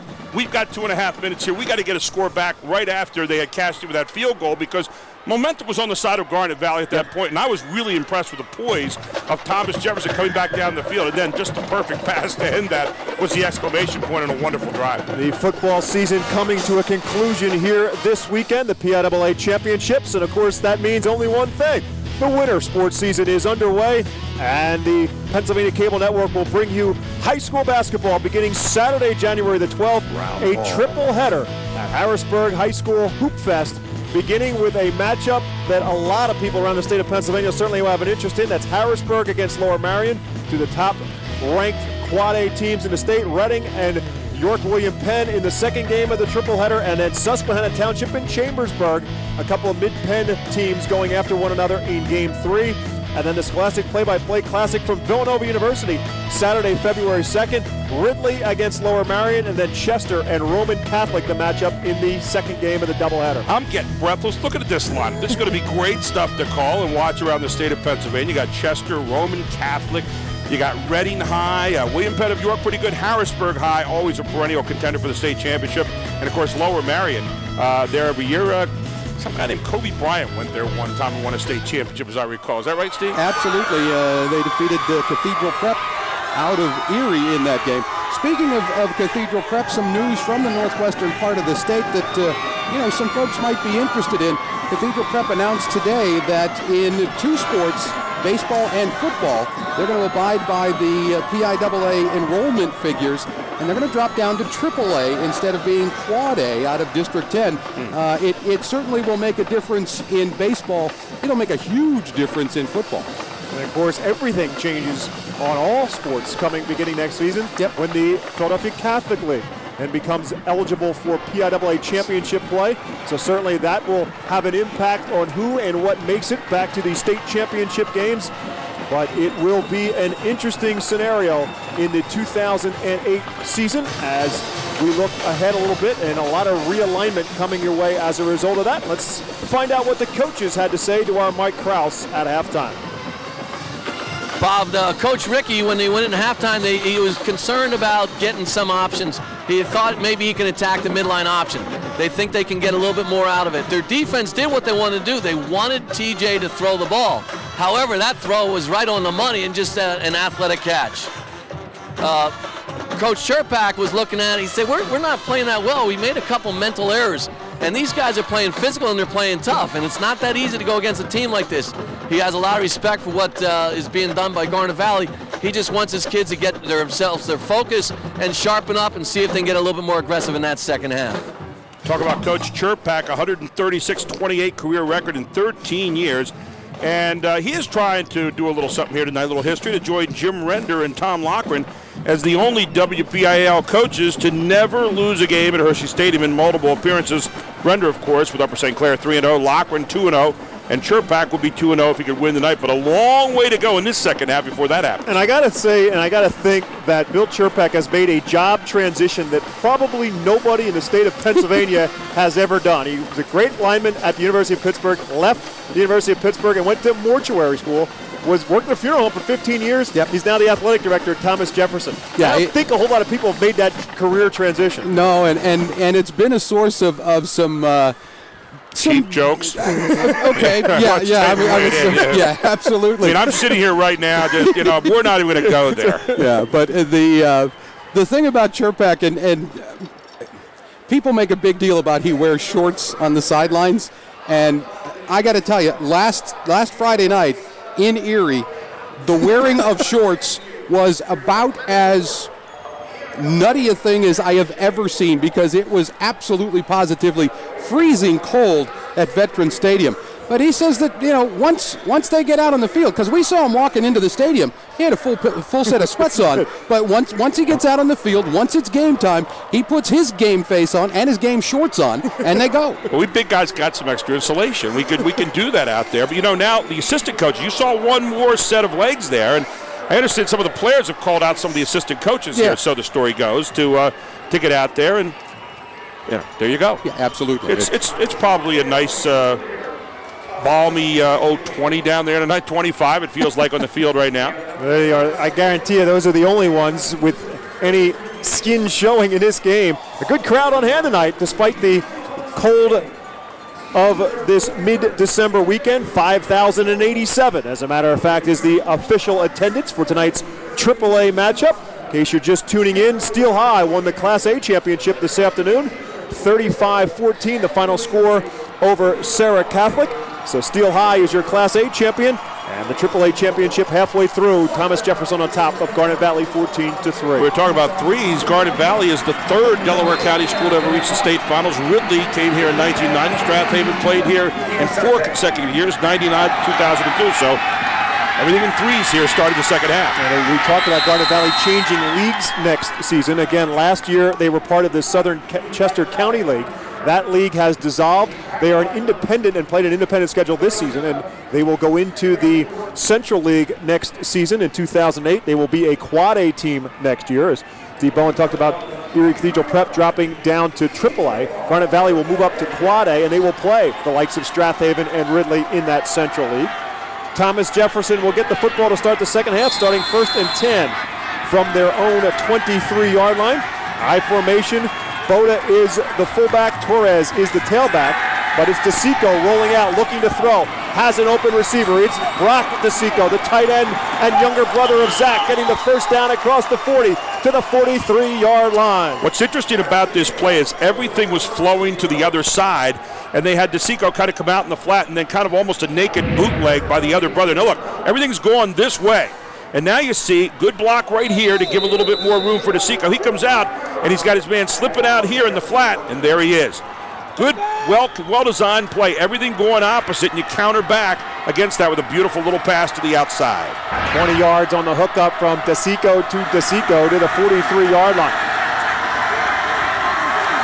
Zach DeSico under center, changing things up perhaps as he goes with a long snap count. Garnet Valley holding their place. And a whistle and a penalty flag coming up as the play clock runs down. Got to remember that DeSico just kind of working his way into the quarterback spot here in the second half of the season. And, you talk about trying to change up on your cadence. Looked like he was trying to really draw the other team offside there. Prior to the snap, lay game on the offense, 5-yard penalty, remains first down. And so the feel that you might normally have as a quarterback taking a lot of snaps during the course of a season isn't exactly there for DeSico yet. And you can see, Bill Chirpak has a great poker face there. You can never quite tell if he's real happy or real sad. It's kind of the same all the time. I guess what he was on that play. Receivers bunched to the right side. Scheider and Wildman. That's the direction that DeSico wants to look for. He's looking for Wildman wide open right at midfield. Pass is complete. It'll be shy of the first down, but it'll bring up second down and about 3. Double receivers on the near side that time, and they cleared deep and then sent Wildman down just with a short L pattern down and out. and you'll see Wildman come down right out here, and then he's going to sell it and come across right there on the sideline. Beautiful pass. Here you see it again. Clear out deep. Wildman just stops. Almost a button hook back, and a beautiful pass from DeSico waiting for him where no one else could catch it. Yeah, Scheider with a nice job pulling the linebacker with him on that slant route across the middle to open it up. 2nd and 3 from midfield. It's Boda who will get the call. The fullback, second effort, looks to get the first down. Interesting night. Everybody was ready for Torres in this game, and yet what Thomas Jefferson has done tonight is unleashed some of the other weapons that up until now some might have thought were bottled up, but it's almost like use what we need to use for the situation we're presented. I was curious to see how TJ would come out here in the third quarter, given the fact that they had the momentum, but then you go in at halftime and you wonder if that momentum stays with you, if you lose a little bit of it. Boy, they've come out and looked sharp so far on this opening drive of the third quarter. And they've used every weapon so far except for Torres. And DeSico this time with a play-action fake, looking to go deep, looking for Wildman. Has a step on the defense, but cannot hold on. Well-thrown football, but Trevor Wildman couldn't hold on. Just slightly underthrown as Wildman was trying to get forward one more step before he had it, and you're not going to see that very often. Wildman has unbelievable hands. It's just a post route. Straight post route, beautiful pass. Wildman just reaching back and trying to get that one extra step. He was surrounded pretty well, but a beautiful pass again by DeSico right into the seam of that zone. Zach DeSico completing 43% of his passes coming into tonight's game. Now 7 for 11, throwing the football for 98 yards, and should. He thought he had it. He should be. He thought he had it. What a great look into the kid's helmet. 2nd down and 10. Here comes Torres, his first carry of the second half. Hard to imagine that being the case. Orlando Torres, such the busy back for Thomas Jefferson in their state championship drive, takes it to about the 41-yard line. I really like what Coach Cherpak is doing. He's changed it up, and he's doing the same. Look at here. Here you got the pulling guard, the pulling tackle, and they're going to overload that whole side, and look what happens. Just get a few yards. You slant over, you get as much as you can. Here you can see both of them coming, just knocking people out, and then just coming right around the corner of the tackle there to get a few yards and pick it up. It'll be 3rd down and 5 to go. 13 carries now, 77 yards unofficially for Orlando Torres. Again, that was just his first carry of the second half. Nate Boda is his fullback, straight in front of him in an eye. But DeSico again wants to throw, looking for Wildman on a slant pattern, but it's over his head, incomplete, and will bring up 4th down. Just not the pass you wanted to throw there, just a little out of Wildman's reach. And DeSico with one of a rare few bad passes he's thrown here tonight. Wildman just, again, coming down. Time for DeSico to throw a good spiral, but just a little bit ahead of him. And a good look off, too. He looked to the outside first, and then it came back to Wildman on the slant. You know, how hard is it? How hard is it to come in halfway through a season, be the starting quarterback, and get the kind of savvy this kid has? And here he is in a state championship game and doing all those little kinds of things, Steve. Thomas Jefferson moves the chains, but they can't pick up the first down, but the punt will roll into the end zone. As Paul Dunn will let it roll over his head and into the end zone. So Garnet Valley, trailing 14-3 on the scoreboard, will get the football for the first time in half number 2, 9:37 remaining, third quarter of play. Garnet Valley not a stranger to coming from behind in this championship run. They're huge. Not only are they big, but they're very well coached. They get off the ball well. And that's one of our top concerns coming into the game is how we're going to be able to match up with that. We played against a couple big teams. West Scranton had a great team. They were real big. Unionville High School had a great team. They were real big. So hopefully we can do some of the same things we did in those games and be effective.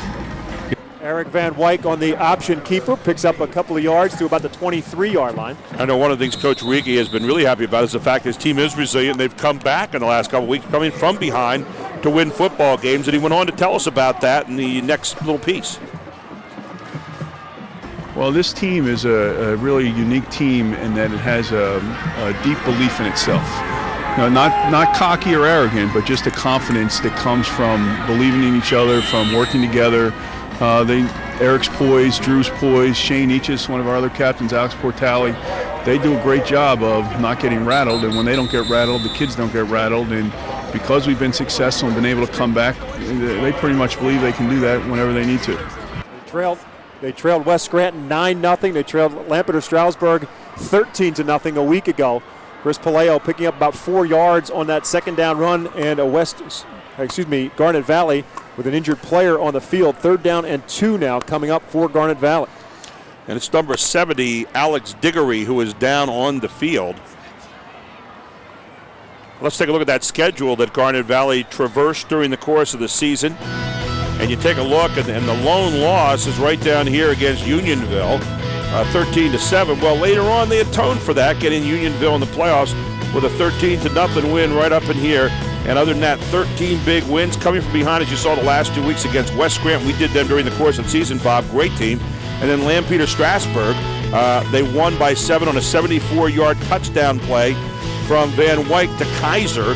It didn't look like it was going to be a 74-yarder. It was kind of a throw out there, and Kaiser turned it into a touchdown. And that got them into this game here tonight. We've talked about Torres kind of being not forgotten, but certainly not been as featured as he's been in the past. Neither has Kaiser. I think we expected him to touch the ball more than he has so far this evening. He's caught a couple of passes and run it a couple of times, but his touches have not been what Garnet Valley fans are used to. Alex Diggory is the injured player for Garnet Valley as he's helped to the sidelines. We're talking about Torres. He's been averaging 30 to 35 carries a game. Tonight he's got 13. So that gives you an idea here in the third quarter with 8:48 to go. Only 13 carries. So they have really mixed up the weapons that they've used tonight, has Thomas Jefferson.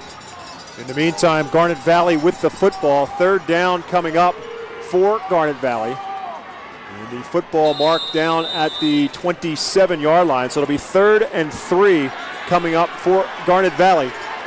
Big spot here for the Jaguars from District 1. Got to pick up the first down. Just one back in the backfield. It's Bonaquisti behind quarterback Van Wyck. 2 receivers to his right, 2 to his left. Van Wyck is going to run the option. He's going to keep it, I believe. And I don't know that he got it. He's not going to get the first down. No, great pursuit defensively by the entire TJ front line. They flowed as soon as they saw Van Wyck take off to the left side. You'll see it here. And then 55, Bischoff. Bischoff right in here is all ready for him. Look at Bischoff smell it out and then just go for the legs, slow him down, and then he's taken out of there by number 35. And, you know, you just see them going along the line. They're not about to give up a first down there, and so it's going to be kicked away. That was Matt Hufford again, who's had a great game so far, number 35, making the final tackle. So Van Wyck will punt the football. Thomas Jefferson will let it roll. Giansani will let it roll, and Thomas Jefferson will bring their offense out on the field now with 7:46 remaining, 3rd quarter of play. AAA state championship game. Thomas Jefferson 14, Garnet Valley 3. We'll return with more after this on the Pennsylvania Cable Network.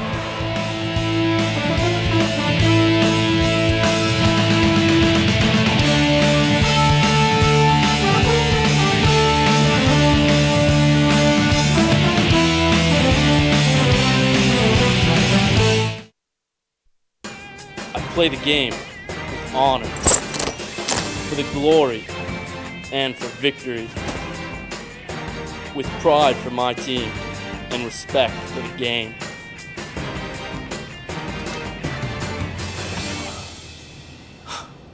You think they could design something better?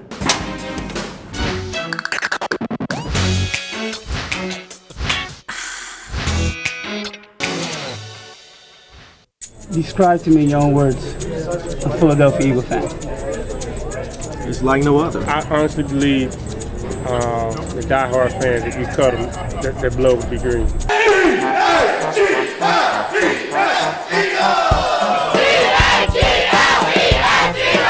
It don't matter, dude. We live for these teams. This is not the end of the world.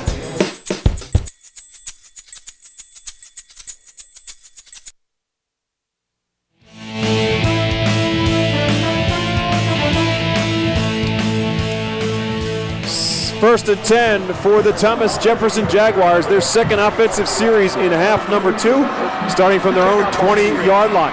Torres now will shift out of the backfield, and they're going to throw it to Wildman, but a penalty flag thrown. Whole left side of the line came up early for Thomas Jefferson. It's going to be illegal procedure against them, as it was going to be a passing play, obviously.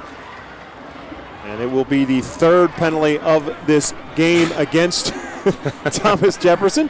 So much for the poker face. Yeah, that's When the shoulders drop, that's a universal Prior to the look. snap, false start on the offense, 5-yard penalty, remains first down. 3 penalties, 25 yards in total now against Thomas Jefferson, back to the 15-yard line. There's a couple universal signs that coaches have. One is the dropping of the arms. That's usually for the officials. That one was the dropping of the shoulders, which is for your players. Wildman split to the left. Scheider goes in motion from the right side. DeSico rolling out and looking downfield. And the pass is caught by Brock DeSico. Breaks a tackle across the 30.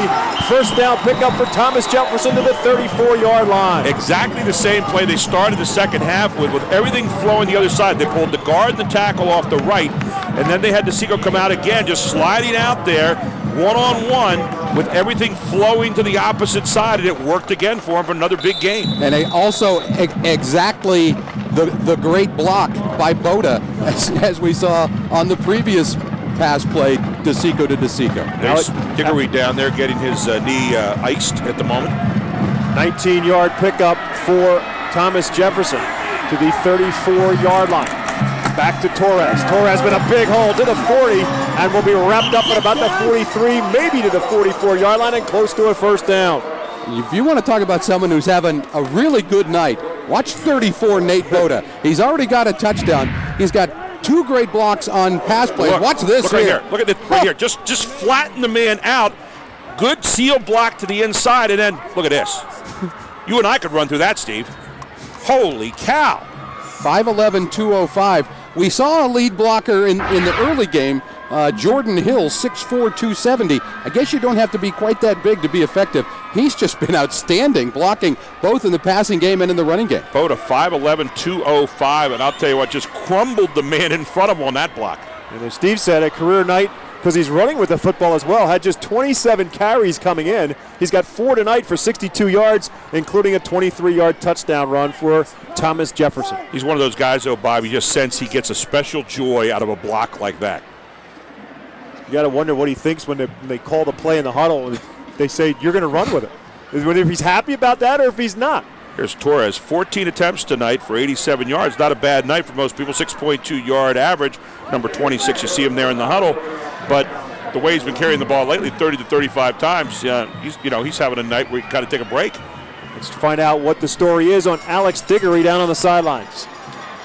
Bob, it appears that he had a previous knee injury with his kneecap, but now it looks like Alex Diggory, it's potentially a torn ACL. So he will not be back. He's quite upset. Coaches have been over to console him, but it appears that it is torn.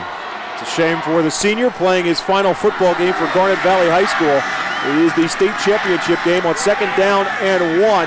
Zach DeSico with a great play-action fake, looking for Wildman, who gets some separation but cannot bring it down, as the pass will fall incomplete and will bring up 3rd and less than a yard. I have been so impressed tonight with DeSico putting the ball where it needs to be thrown.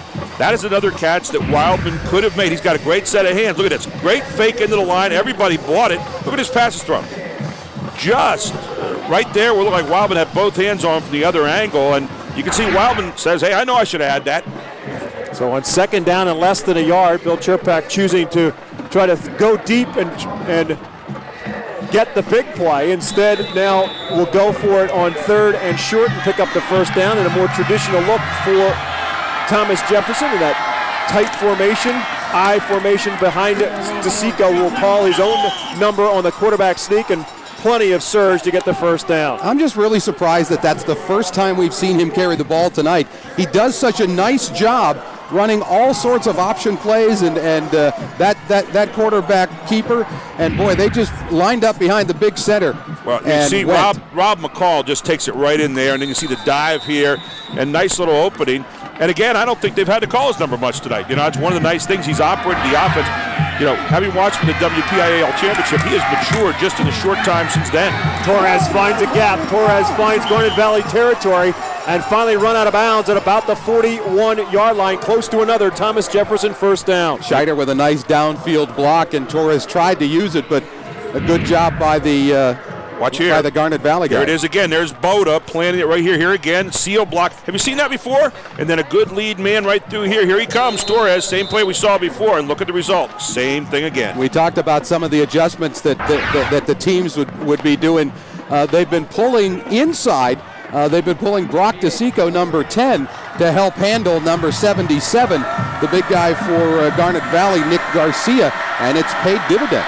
Trevor Wildman, 5 receptions on the night, and the yards starting to mount up on the running attack for Thomas Jefferson as well, as Boda gets the call on 2nd and short, and Boda will get plenty enough for a first down and a lot more as he takes it inside the 30 to the 29-yard line. 13 yards in a run for Nate Boda. And we are in the Thomas Jefferson zone right now, and if you take a look, you're going to see a great block here by number 72 and 74. Watch this. 74 coming right here and blocking in here. You got 72 Nix blocking back here. And again, look what's coming through. You got a good block to the inside here, and there he goes. Boda having a great night. 5 carries, 75 yards for the blocking fullback in Boda. 3rd first down in his drive for Thomas Jefferson to the 29-yard line of Garnet Valley. And he's got 4 pancakes. Probably had at least that many for breakfast this morning. Torres on a toss sweep trying to turn the corner behind Boda. Here you look at Torres. We talk about him. He hasn't carried his bunch tonight, but when he does, it's effective. Look at Torres here. He can run tough. He can get through the hole. Look right here. Dancing on through. Gives you a good stop on a dime and moves out. Torres again. Stepping on through. Dancing on through. Not afraid to take a hit. Orlando Torres started the season as a 3rd guy in the depth chart and now number 1 on this team and number 1 in the hearts of a lot of Thomas Jefferson fans. Well over 1,500 yards now on the season. Approaching the 100-yard mark on tonight's championship game. 2nd down and 9 coming up for Thomas Jefferson. Garnet Valley 28-yard line. DeSico will roll out, keep it himself, takes it inside the 25-yard line to about the 23. What we're seeing now is the fatigue factor setting in at that front line has finally imposed. We talked about imposing your will. Look at the gaps. Look at the holes that are opened up. Every slant. Look where the line of scrimmage is going now. That was set up to be a pass play, and the line of scrimmage, in that particular case, not move forward so much, but every time they've been running, the line of scrimmage has been moving forward a yard, 2 yards, and you're starting to see them really wear down to that 225-pound line on the other side of Garnet Valley. DeSico picks up 5, 3rd and 4 now coming up for Thomas Jefferson. Torres gets the call. Torres to the 20, to the 19-yard line. Drew Kravitz in on the tackle for Garnet Valley. You got Boda, number 34 with a nice block there. You also have number 10, Brock DeSico to the inside. Here's C10, DeSico. Look right here. He blocks here. Here's the other block right here by the back. So you got the tight end and the fullback. You're going to come right in this hole and look again. Just pounding away on that defensive line right now of Garnet Valley. And close to another first down. That's why chains on for the measurement. We'll head down to the sidelines for Mike Krause. Bob, Gary had mentioned about the imposing of will. When you had mentioned about the coaches wearing the shorts on the sideline, the training staff had said that one of the reasons they do that is to impose the will that they can handle anything, that some people won't wear the shorts because of cold weather. They block it out. It's a mental thing.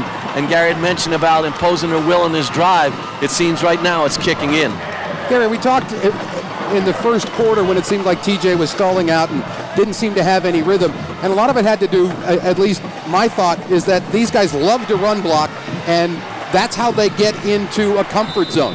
Now they've done that through the course of the second quarter and now into the third, and I think it allows them to be more effective in the passing game because they know that sooner or later they're going to go back to grinding it out. 1st and 10 for Thomas Jefferson. Now at the Garnet Valley 19-yard line. Here comes Boda again. Boda breaking tackles inside the 10. 1st and goal to go for Thomas Jefferson at the 6-yard line. Lucas Nix is going to stand his man up with a block back to the inside and to the outside. Take a look again. Here we go. Now you see again, right there, big guy Nix going to Pitt next year. Stands his man up just on the pull. He pulls out on the block and then right on through his boat. And I'll tell you what, it's interesting. You might think I'm crazy tonight, Steve, but the pass tonight set up the run for Thomas Jefferson. Sure. The pass of the first half, getting that second touchdown, has really set them up in the second half where they can run, wear them down, and get that clock going. Here's Turkback with a timeout. Thomas Jefferson will burn a timeout with 2:56 remaining third quarter of play. Thomas Jefferson had 8 first downs in the first half. They've got 7 already in this second half. Here you go with Thomas Jefferson. Take a look right here. You got Torres kicking it out there. They put the run on the ground. Watch number 10 during the course of this. And there's Torres again. Now that you got the pass coming, DeSico throwing it out this time to his brother Brock, who's been doing a great job blocking all night as well. Brock the blocker. And then you look down the field. How about this perfect pass to Wildman? You can't throw it any better than that. They have mixed it all up tonight. And then here's DeSico one more time to the outside again, looking for Wildman on a little down and out. So they have mixed the whole game up tonight with the pass, setting up the run game tonight, and now they're in Thomas Jefferson kind of mode where they can wear you down with the front line and run. You would wonder why you call a timeout here. I like the idea that, you know, they get down this close and they want to figure out a way to exact a touchdown out of this. PCN is the only statewide network covering the PIAA championships. For a complete schedule of upcoming sports events, visit the network's website at www.pcntv.com. First and goal to go for Thomas Jefferson at the Garnet Valley 6-yard line. Torres gets the call, and Torres finds very little daylight. Bill Chirpak is saying to himself right now, this is put away time. That's exactly what he's thinking, and he is not about to let anything to chance. 93 for Garnet Valley that time. Ryan Canzanese in on that tackle, did a nice job of getting low against that big TJ front line and stopping any progress. Stopping Torres at the line of scrimmage, so it'll be second and goal to go now from the 6th. Again, Thomas Jefferson, 7 first downs in this second half, 5 of them on this drive that started from their own 20-yard line, eating up a boatload of time in the process and trying to punch it in for one more score. I formation, 2 tight ends set. It is Torres getting the call, and great surge by the Garnet Valley defense as Torres gets back to the line of scrimmage, and that is it. 43 that time. Alex Gray from his linebacker spot came in and filled the gap. We had talked about the situation where you might see DeSico run. This is the kind of situation right here for the naked bootleg, where everybody's going to be looking for Torres, maybe even the short pass to Wildman. And let's see what the setup is right here. They got him right where they want him. They're 3 for 3 on third downs in this drive. Third and goal from the 6. Torres will now shift out of the backfield, leaving just Bodick back there, and they're going to set up the screen. DeSico looking for the back of the end zone, looking for Brock DeSico. It's over his head, incomplete, and it will bring up 4th down. On the blitz, Tom Gerstenberg from his safety position came up the middle, and they brought too many for TJ to handle, and that just blew that play up. Also 37 in there for Garnet Valley. That's Eric Warden. A deep drop by DeSico, and he just had to keep on backpedaling and then just throws it over his younger brother's head, incomplete. So it's now 4th and goal from the 6-yard line. Dan Braun is the kicker for Thomas Jefferson, and he will come out onto the field to attempt a field goal. Zach DeSico is the holder. It'll be a 22-yard field goal attempt coming up. Snap is down, the kick is up, and it is no good. He pushed it right. So with 1:12 left in the third quarter of play, Thomas Jefferson moves the chains. They eat up some time, but they do not put any points on the board. It remains 14-3 Thomas Jefferson. They were late getting their field goal unit out there, and the ball was snapped with 1 second left, but that was only 2 seconds before DeSico got down on his knee for the hold.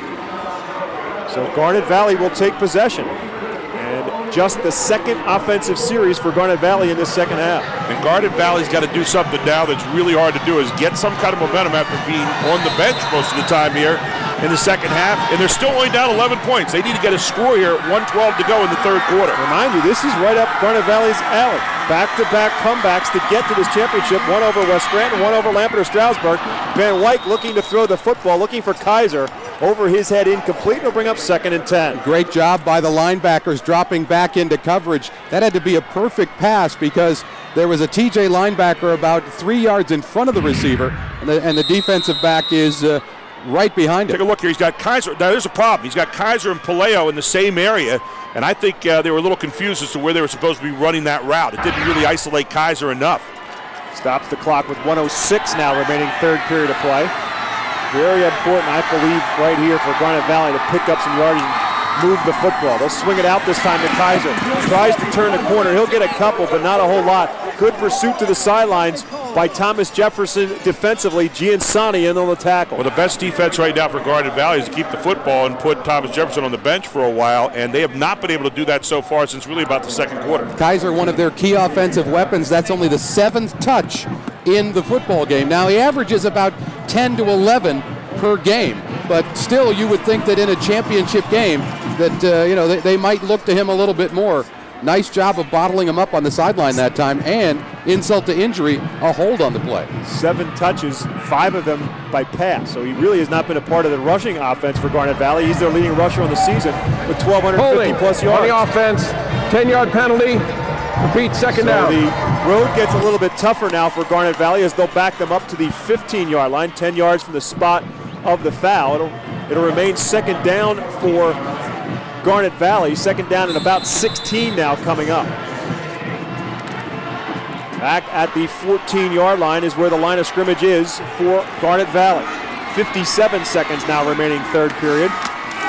Van Wyk going to roll out, going to throw back the other way, just gets the football off. He hits Kaiser, and Kaiser gets absolutely decked by Zach DeSico. Pass is complete to about the 24, 25-yard line, a gain of 9. Boy, is that a dangerous pass? I mean, that is the kind you see get picked off all the time. Look, all the way back across the field. Look at him here. He's going to look right here. Now he's looking this way, sets the play right out here, and now watch, almost a pick-off, and DeSico nailing him twice, really. Gave him a good hit. Great job to hold on to the football there, and then DeSico gets him again coming down. Bang once, bang twice. Nice throw by Van Wyk with Brock DeSico in his back pocket. 11 yards on the pickup, third down and 5. Van Wyk will roll out this way. Again, he's a natural left-handed thrower. Going to run for the change and see if he can get the first down. Don't know that he got enough. Looks like he probably came up just a little bit short. We'll wait and see where he stepped out. 8 seconds remaining in the third period. Looks like they're going to mark it at the 28, so he'll be 2 yards shy.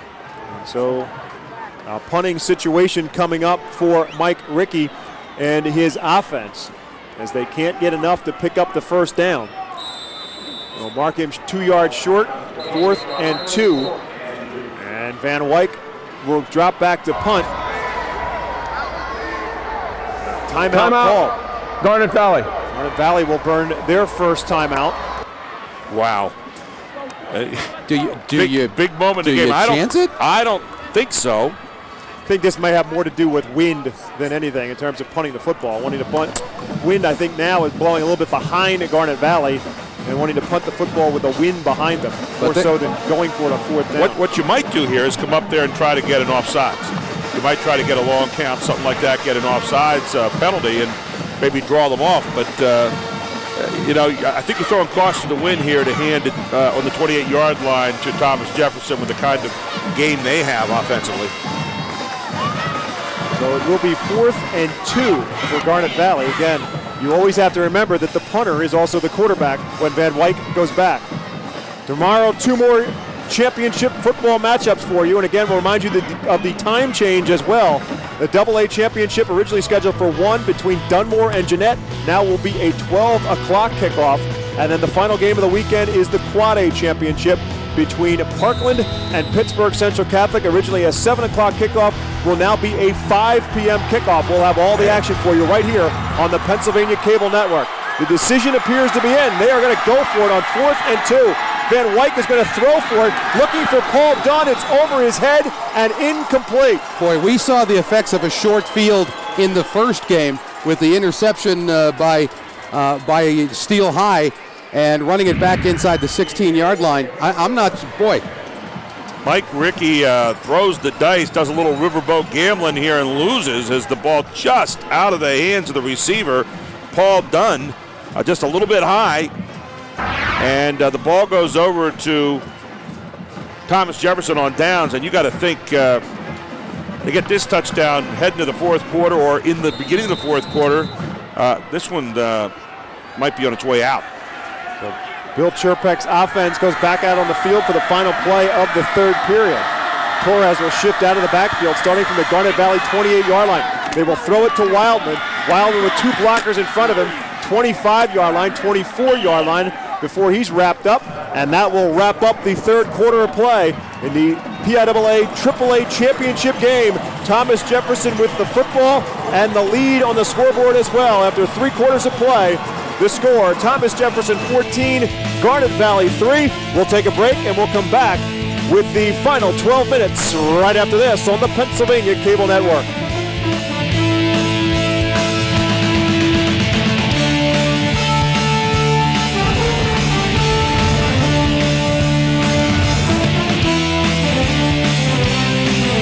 2007 PIAA football championship game between Thomas Jefferson and Garnet Valley is being underwritten in part by Jefferson Hills Real Estate, big enough to serve you, small enough to care, and by the dental practice of Dr. David Graham, a private dental practice featuring cosmetic and implant dentistry in the West Jefferson Hills and surrounding communities. Dr. Graham is pleased to be able to bring you today's Class 3A football championship.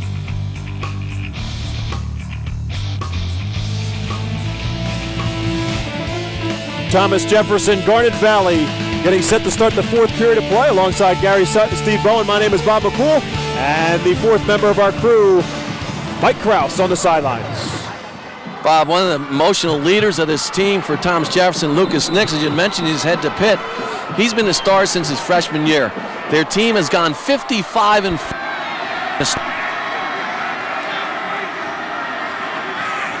Having a little trouble down there with Mike. We'll get back to him shortly. In the meantime, Nate Boda, the fullback, on 2nd down and 5. Again, finding daylight inside the 20. Will pick up another first down to about the 15-yard line.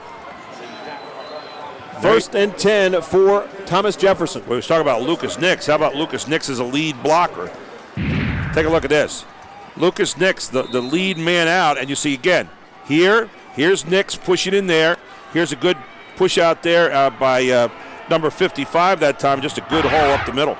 That's Bischoff, the left guard, pulling and blocking out in front of Boda to get the first down, and a timeout called on the field. Timeout, Thomas Jefferson. Timeout by Thomas Jefferson. That's their second.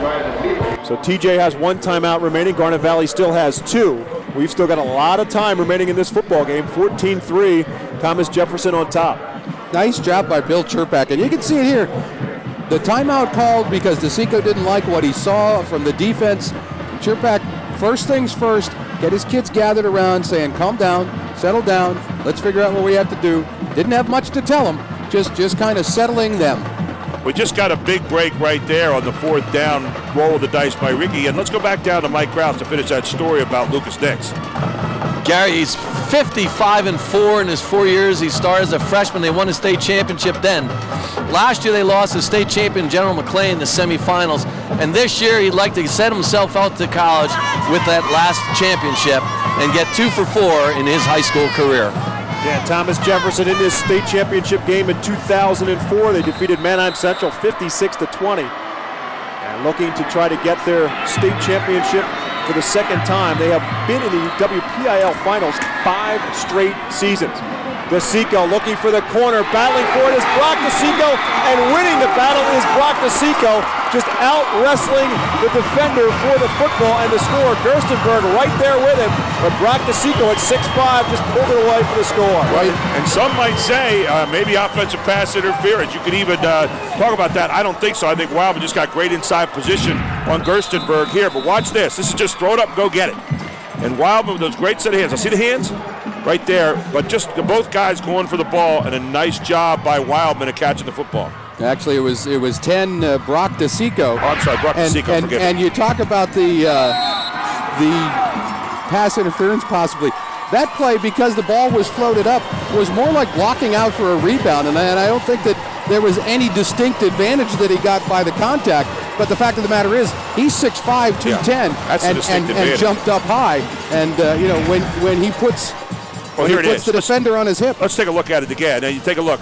Both guys battle with the hands a little bit, and DeSico just bigger body, a little bit higher, catches the ball a little bit earlier, and Gerstenberg with a pretty good coverage again. You see the two, it looks like they're dancing there for a moment. And then DeSico hauling it in again. I apologize earlier there for not getting DeSico. His 5th touchdown pass reception of the season for Brock DeSico, and the second touchdown pass of the night for Zach DeSico. He had just 3 coming into tonight's game. He's got 2 more tonight. And now Thomas Jefferson on top, 21-3, as they take advantage of the short field, taking 3 plays to go to 26 yards for the score. I wonder if Mike Ricky had it back, he'd do the same thing again. 3 plays, 28 yards, touchdown here. Thomas Jefferson now in total command, up by 18 points.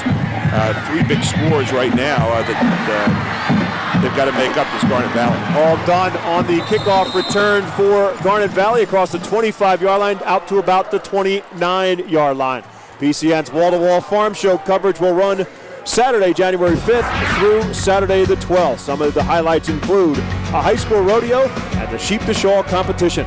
Governor Rendell will lead the opening ceremonies live here on PCN Saturday, January the 5th. Nice job on kick coverage that time by 61 Corey Smith. It looked like there was going to be a bit of an opening, but Smith did a nice job of filling the lane and then hitting the runner.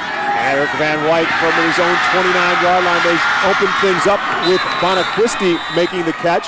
Bonaquisti will take the football across the 40-yard line to the 42-yard line. First down pickup on a 13-yard gain for Garnet Valley. You know, you talk about this Thomas Jefferson defense, and here's a nice little pickup for Garnet Valley just on a little squeeze pass out there. But in the last 4 games, the black and gold of Thomas Jefferson has allowed only 30 points, and they're only allowing 8.7 points during the season. They're under that average here tonight with 11:05 to go in this championship contest. You wonder if they see something there on the left side of that defense. That's the 3rd completion out there in the flat. Van Wyk this time is going to dump it off short to Kaiser, and by short I do mean short, a gain of maybe a yard on the pass completion to the 43-yard line. Outstanding coverage that time by the linebacker Bischoff. What Thomas Jefferson's doing right now is basically doing a little zoning here, and you'll see the rush. Quarterback getting hit there by DeSico, but they're allowing him to throw under, but no big gains here at all. Gain of less than a yard on that play. It'll be 2nd down and 9 for Garnet Valley. There you see the zone play off. They're playing zone in the back. And White again with the quick hitter. The pass is caught right at the midfield stripe. On the reception, Steve Jacobs on the field, making his first catch of the night for Garnet Valley. What they're doing is they're saying, we'll let you throw the short pass, but you're going to have to take a lot of time to get down there and get a score. We're giving you nothing deep right now as Thomas Jefferson is keeping back there. Nothing's going to get over their heads. 7 yards on the hookup to Jacobs. We'll make it 3rd down and about 2 now coming up for Garnet Valley, right at midfield. Obviously a shirt shortage right now in Thomas Jefferson country, as you saw there in the crowd. A bit of a broken eye now behind Van Wyk, but they'll give it to Palaio, the 3rd back through. Breaks a tackle, will pick up the 1st down and breaks some more to the 40, 35, and finally run out of bounds around the Thomas Jefferson 30-yard line. Terrific 2nd and 3rd effort by Chris Palaio, 5'9", 160-pound junior. And Giassante finally brings him down, but a few broken tackles. Take a look here, a little counter movement, and he dances through. Good play there, hit once, hit again, gets on through, and finally Giassante gets him out. Let me correct myself, that is Kaiser with his first big pickup of the night. It's a 20-yard run for Tim Kaiser, number 25, not Palaio, number 26. And you can see how Kaiser has over 1,200 yards this season. 10-10 to play in the game, and this one is not over yet by a long shot, I don't think. Van Wyk, the left-hander, rolling to that left side, shakes off a tackle, stays on his feet, will get bumped out of bounds, and stops the clock right around the 30, maybe to the 29-yard line. I'm still surprised at, I don't want to say shoddy tackling, but usually the TJ guys, the first guy that hits you, gets you. Take a look right here. Now, stop right there. You got everybody covered. Nobody available right here as that zone is keeping everybody under control, and so it's going to force you to roll, and that's why you saw Van Wyk being forced out of bounds by the 2 big guys, McCall and Nix. We'll give Van Wyk a yard, 2nd down, and we'll call it 9 for Garnet Valley for the Thomas Jefferson 29-yard line. Exactly 10 minutes remaining in this AAA championship game. Garnet Valley with the football. Thomas Jefferson with the lead at 21-3. Van Wyk setting something up to Kaiser, but well covered by Nate Boda, who's been everywhere tonight for Thomas Jefferson. Actually looking at that time for Palaio, number 26, out in the flat. And Palaio not able to hook up. And frankly, right now, for Garnet Valley, they've got to score this possession if they have any chance in this game. Palaio was well covered out in the flat, and Van Wyk was well covered in the backfield by Corey Smith, who just leveled him as he was getting rid of the football. Well, you know what's coming right now. You frankly know it's going to be the air game, and or you know, because you're not going to get a whole lot in the ground. You don't have a lot of time. You don't want the clock running all the time. You've got to go north and south. Garnet Valley started this drive at their own 29 there at the Thomas Jefferson 29 on 3rd and 9. Van Wyk straight drop across the middle, looking for a receiver, and he finds somebody inside the 20 to the 19-yard line, and it's Palaio who makes the catch for Garnet Valley, 1st down. Boy, nice throw, and I think a better catch because Palaio had a defender all over him. A good throw by Van Wyck. Watch this. He zips it in there. Ed Hasses is right there on him, but good job by PIAA getting down and in. Just a little cross route, and PIAA hauls it in. First down again for Garnet Valley, and they are on the move. First catch of the night for PIAA, 10 yards and a first down. Here comes Kaiser, and Kaiser going to stop, plant, and look to throw deep. But the only one there to make the catch is Zach DeSico for an interception in the end zone. Huge. Second pick of the night for Zach DeSico. And you got to think, well, I'll tell you what, tough to come back now after that. That ball wasn't even close to the receiver. It was like somebody wasn't on the right page. Well, and it's one of those turnovers that's magnified by the success that they had on that drive. They had been pushing the ball forward. It gained over 60 yards on that drive, and now all of a sudden they turn it over, and it's 1st and 10. TJ the other way. Well, watch this. DeSico is just simply playing center field back there. Now over here is the guy that you want to throw it to. Steve Jacobs is the intended target, and I say that loosely. And there is a hole in that zone. I mean, there was a huge hole to throw the ball to him. It just was like he was throwing to a spot. It also looks like Jacobs was trying to turn it towards the corner. And here comes perhaps the star of the night. Nate Boda gets the call, and another big pickup for Boda, starting from his own 20 out to the 39-yard line. He's a little tired getting up, but he should be. What a night he's had, blocking, running, and tackling. Okay, here you go with this side. Look, again, here's a good block to the inside. Here's another good block here, and Boda just going to slide through here and then just head toward a nice gain. Look at him.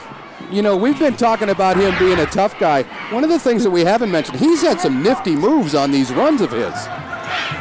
Over the 100-yard mark on the night now is the fullback, Nate Boda. Tailback Orlando Torres also over the 100-yard mark for Thomas Jefferson. And they'll give it to Torres this time, following Boda, but he'll get maybe a yard, and that's it. 2nd down and 9 coming up for TJ. And for TJ right now, they're playing the clock more than they're probably playing Garnet Valley. Just trying to hang on to the football, try to get a first down or two. They're up right now by 18 points, 3 scores any way you cut the mustard. And, tough right now. And you can't get back in the game unless you have the football. And as long as they have it, it's the best defense they can play. Deardoff, the tackle that time for Garnet Valley. The difference between the two drives that's interesting to me is that Garnet Valley had plays that would stop the clock. Whether they gained a lot or a little, TJ, whether they gain a lot or a little, they stay in bounds. 2nd down and 9 for Thomas Jefferson. I formation. Fake the toss, and DeSico wants to keep it. Vincent shakes himself loose from a tackle and a lot of daylight in front of him. 30, 25, 20, 15, and knocked out of bounds at around the 10-yard line. That was a great misdirection, and Zach DeSico gets the big gainer. That was the naked bootleg I was talking about earlier, the game that they had in their repertoire. Now watch this. What sells this right there? He fakes it. He throws it back here, fakes the throw back there. Good block to the inside again. And then he comes back and another good block there. You got to give credit that time to number 74 up front. And that was, again, I'm just looking here very quickly. Number 74 up front was Pat Ager. And Pat Ager, first of all, screened to the inside, blocked to the inside, then blocked to the outside again and opened him up for that run all the way down near the 10-yard line, right on the 10, in fact. 50 yards on the run for DeSico. For the blocks to be good, DeSico's got to be able to make that inside cut and then outside cut again. But, Gary, we've talked about them holding their blocks for a long time. And this time DeSico going to keep it, and DeSico going to find the end zone. Zach DeSico with a coming out party of his own tonight as he'll take it in from 10 yards out and the touchdown. Yeah. How'd you like to play in some of the backyard games in the DeSico household? Because watch the block that, I was going to say little brother, I should say younger brother, puts on this time. Watch number 10. Well, there it is, and you can see him coming across. Now he's going to come right here, and look at this. It's going to hurt just to watch this. Boom! And says, and tonight there's going to be a big thank you at home from older brother to younger brother. So Brock DeSico with a touchdown reception last time down. This time it's Zach DeSico keeping it and taking it in from 10 yards out for the score. The extra point good. 7:19 now remaining in this AAA contest, and Thomas Jefferson in control thanks to senior quarterback Zach DeSico. Gets it done on offense and on defense as well. It's 28-3. Thomas Jefferson on top of Garnet Valley.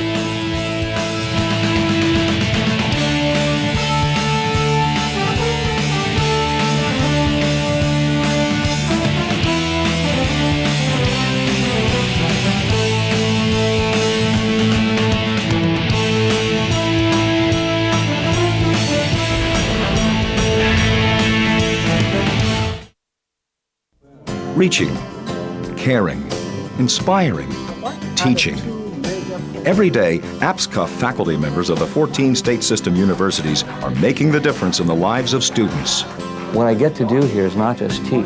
Teaching is great, I love it, but you get to mentor. And mentoring to me means that at certain points, I'm explaining things, but I'm also listening and we're problem solving together. Committed, dedicated, APSCUF, Pennsylvania's own state system faculty.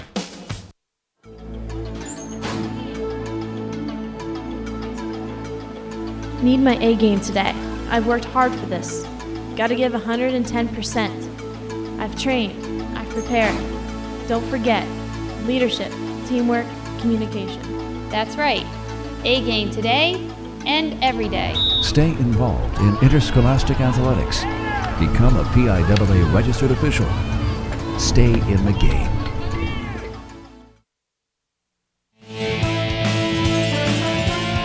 Thomas Jefferson in control of Garnet Valley, 28-3. And Dan Braun has it teed up. Thomas Jefferson will kick it off. Paul Dunn and Tim Kaiser are your return men for Garnet Valley. Dunn will field it at his own 9-yard line.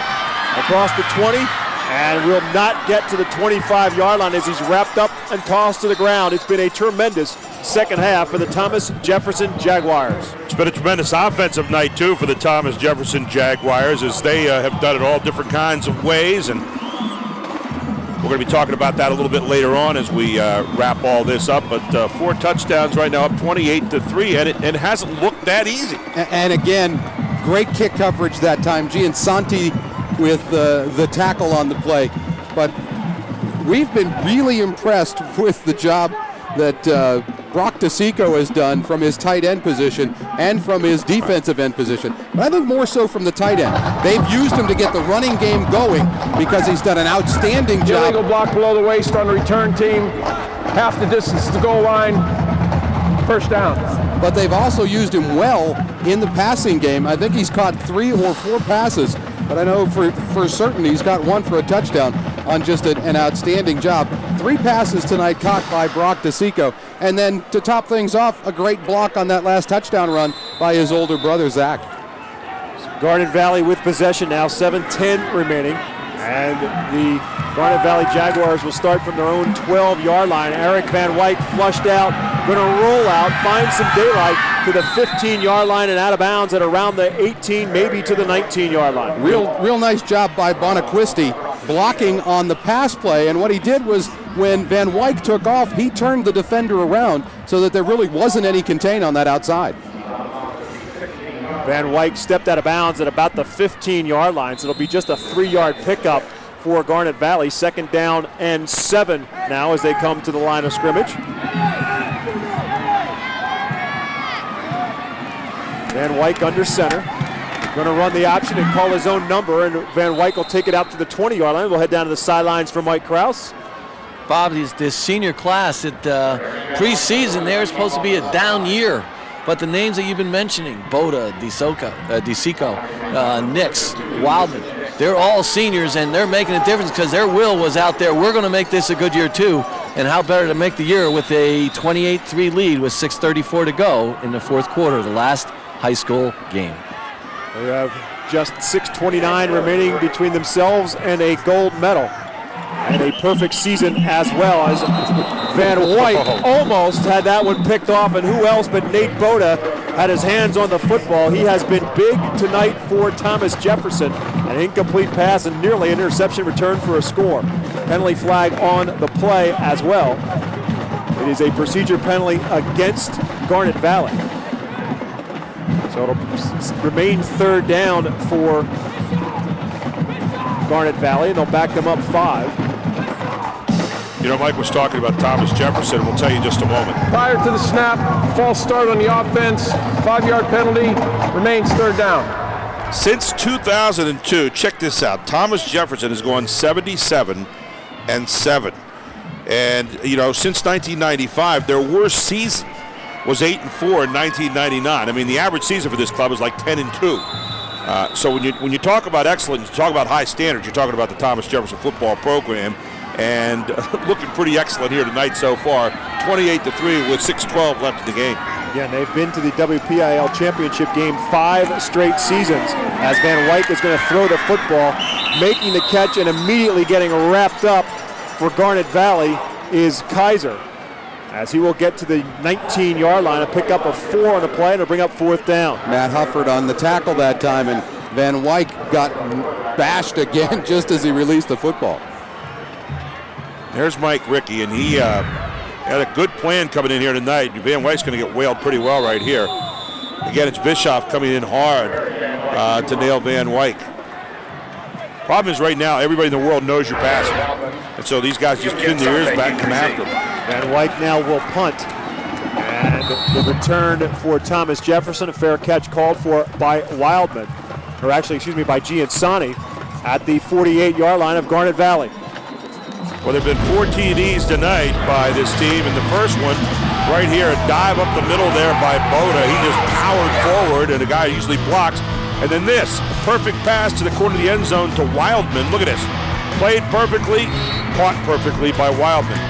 And you got a pass this time to younger brother Brock DeSico, who used a 6'5" frame to catch in the end zone. And then finally this, DeSico taking off, and Brock says, "I'll return the favor, my brother."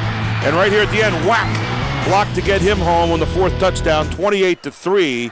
Right now, Thomas Jefferson leads. How about that all-around night for Zach DeSico? Over 200 yards total, passing and throwing. And, oh yeah, by the way, he also has 2 interceptions as well from his free safety spot. And now he's throwing the football again on 1st and 10. And the pass complete to Wildman for a gain inside the 45 to the 43-yard line. Pickup of about 5. It'll be 2nd and 5. And that second interception, I think, is one of the big plays of the game, because it was 21-3 at the time, but Garnet Valley was running the football, doing a nice job of moving it, and then on an option play, on a halfback option pass, DeSico with the interception for the touchback, and that quilts the drive and got TJ the ball back. And then there's Nate Boda, who just continues to move the chains.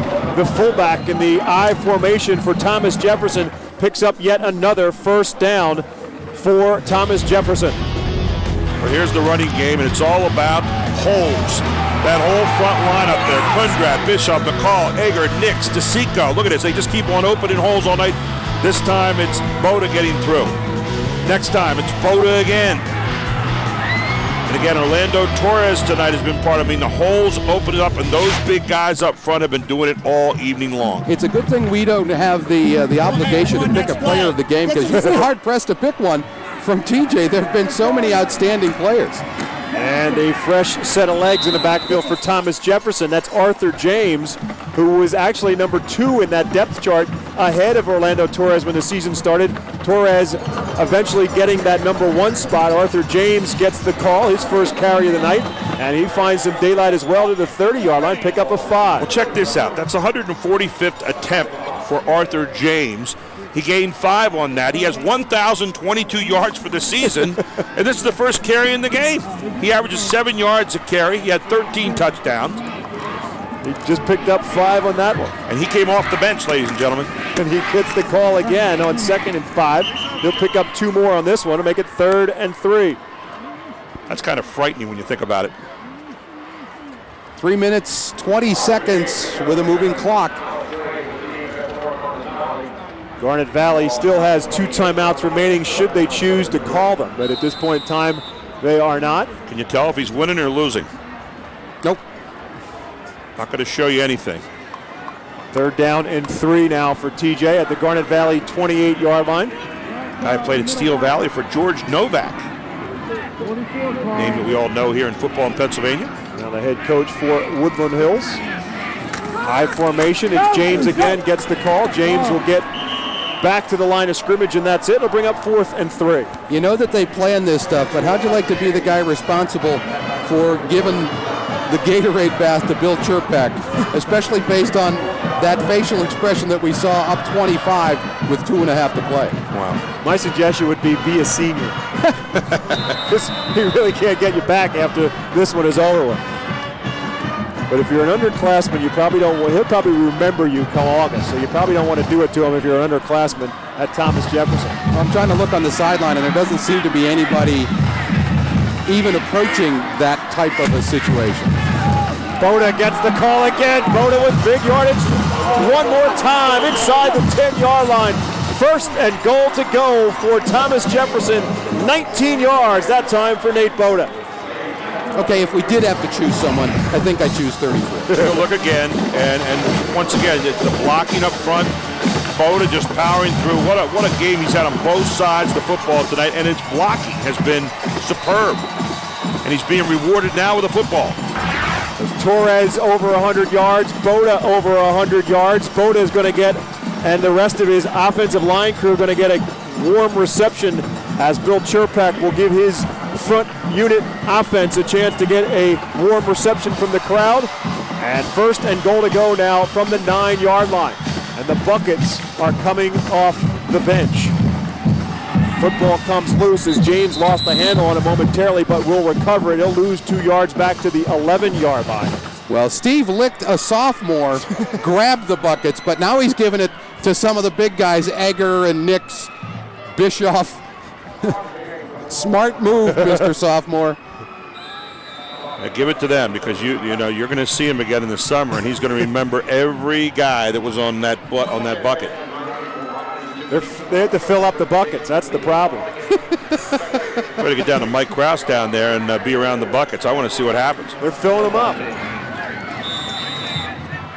Why fill it up? Why don't you just throw the water bottle on them? But, it's just a thought. There's a dive to the middle line. Evan Zampatti into the game. 5'10 junior. Inside of 50 seconds remaining now in the contest. See, there's a smart thing. They got Nix doing it. Here we go. Nix and Wildman sneaking over. This is the big play of the night, ladies and gentlemen. The 6'6" Nix bends over, so now he's only 6'2". There we go. And look at that. He won't turn around. He will not look. It's like getting brushed at the plate. You won't get up and you won't dust off. He will not turn around and look. It's amazing. Might have been one of the poorest plays by TJ all night was that attempted flush of Bill Chirpak. Look at that. All right, a little smile there. Yeah. And so Thomas Jefferson will win their second Pennsylvania State AAA championship, their first since the 2004 season, and they will do so in convincing style by a final score of 28-3, as Garnet Valley had some opportunities, but they just couldn't get the yardage when they needed it and the big play when they needed it. But Thomas Jefferson time and time again came up with those big plays to come away with a W tonight. Especially in the second half. It was 14-3 at halftime, and we all said amongst ourselves, yeah, they're up 11, but it's been a couple of plays here or there. They really tightened the chin straps in that second half and played the type of precise offensive and defensive football that we've come to expect from this particular TJT. Well, and they took the ball away in the second half from Garnet Valley. They basically just said, we're not going to let you have it anymore. And the one time Garnet Valley did mount a strike, unfortunately for them, it was an interception in the end zone by DeSico. Here you go. Let's take a look. First half. Garnet Valley comes out looking pretty sharp. Throwing the ball pretty well, throwing it deep, but picked off there to end one of those drives by DeSico. And then you see Torres, who almost disappeared in the second half. We didn't see him pretty much, but Torres with some hard running in the first half to help set up a touchdown. Then the handoff, Boda, one of the man of the night, diving forward for a big TD. And then coming back one more time is Van Wyk. Van Wyk to the outside, finding his man out there, Kaiser. Van Wyk adds the only score of the night with a long kick right through the gut at the 3:03 mark. And looking the other way, it's DeSico. Beautiful pass to the outside. That was a big play. That was a third down conversion. Quite a play out there. And then the kick here just missing to the right with 1:15 to go in the third quarter. Coming right back again, DeSico finding his brother Brock. DeSico in the end zone. And then again, coming this side, going the other side, finding his way down the middle is DeSico. Set up another TD.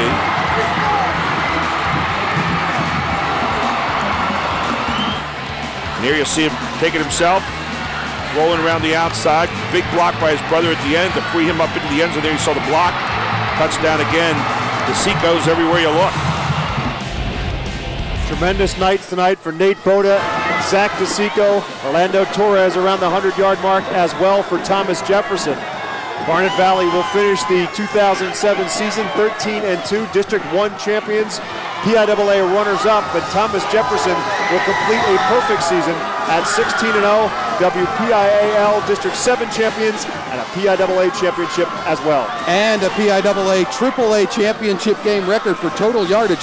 329 on the ground, 139 in the air, 468 for the Thomas Jefferson Jaguars. And a lot of guys that contributed to it. As we said, Torres 100-some yards, Boda over 100 yards, and DeSico 200-plus yards combined running and throwing the football. Bischoff, Kundrat, Brock DeSico on the front line. Nix, outstanding job by McCall by that offensive line. Big Pat Ager out there as well, number 74, and Brock DeSico, number 10, with his tight end spot all night. And there you see the gold championship trophy. But hey, how about Garnet Valley? I mean, this team came out tonight throwing. This team came out. They had Thomas Jefferson back on their heels in the first quarter a little bit. They were having a tough time adjusting. And Garnet Valley just not able to cash in against a tremendous defense here that gave up only 8.7 points all year and did not give up a touchdown tonight, that being the Thomas Jefferson Jaguars, your 2007 PIAA state champions. And remind you that half this tournament is complete, which means, of course, we've got 2 more games coming your way tomorrow. 12 o'clock is the kickoff, the AA championship. Dunmore out of the Scranton area at another WPIAL unbeaten in the Jeanette Jayhawks. 12 o'clock is the kickoff here on PCN. And then the final game of the weekend, 5 o'clock, is the kickoff for the Quad A championship, and a very interesting matchup taking place between Pittsburgh Central Catholic and the Parkland Trojans. We want to thank all of our crew here on the Pennsylvania Cable Network for all their work in making these games happen, and we hope that you have enjoyed our coverage of day number 1 of the championship. Again, the Class A championship tournament goes to Steel High, the AAA championship to Thomas Jefferson. Our producer, Corey Clark, our director, Andy Himmelwright, for my partners in the booth, Gary Sutton and Steve Bowen, Mike Krause on the sideline. My name is Bob McCool. Thanks very much for tuning in. We will see you and talk to you tomorrow afternoon. The AA championship at noon, the Quad A championship at 5 o'clock. Have yourselves a terrific evening. Thanks for watching, everyone.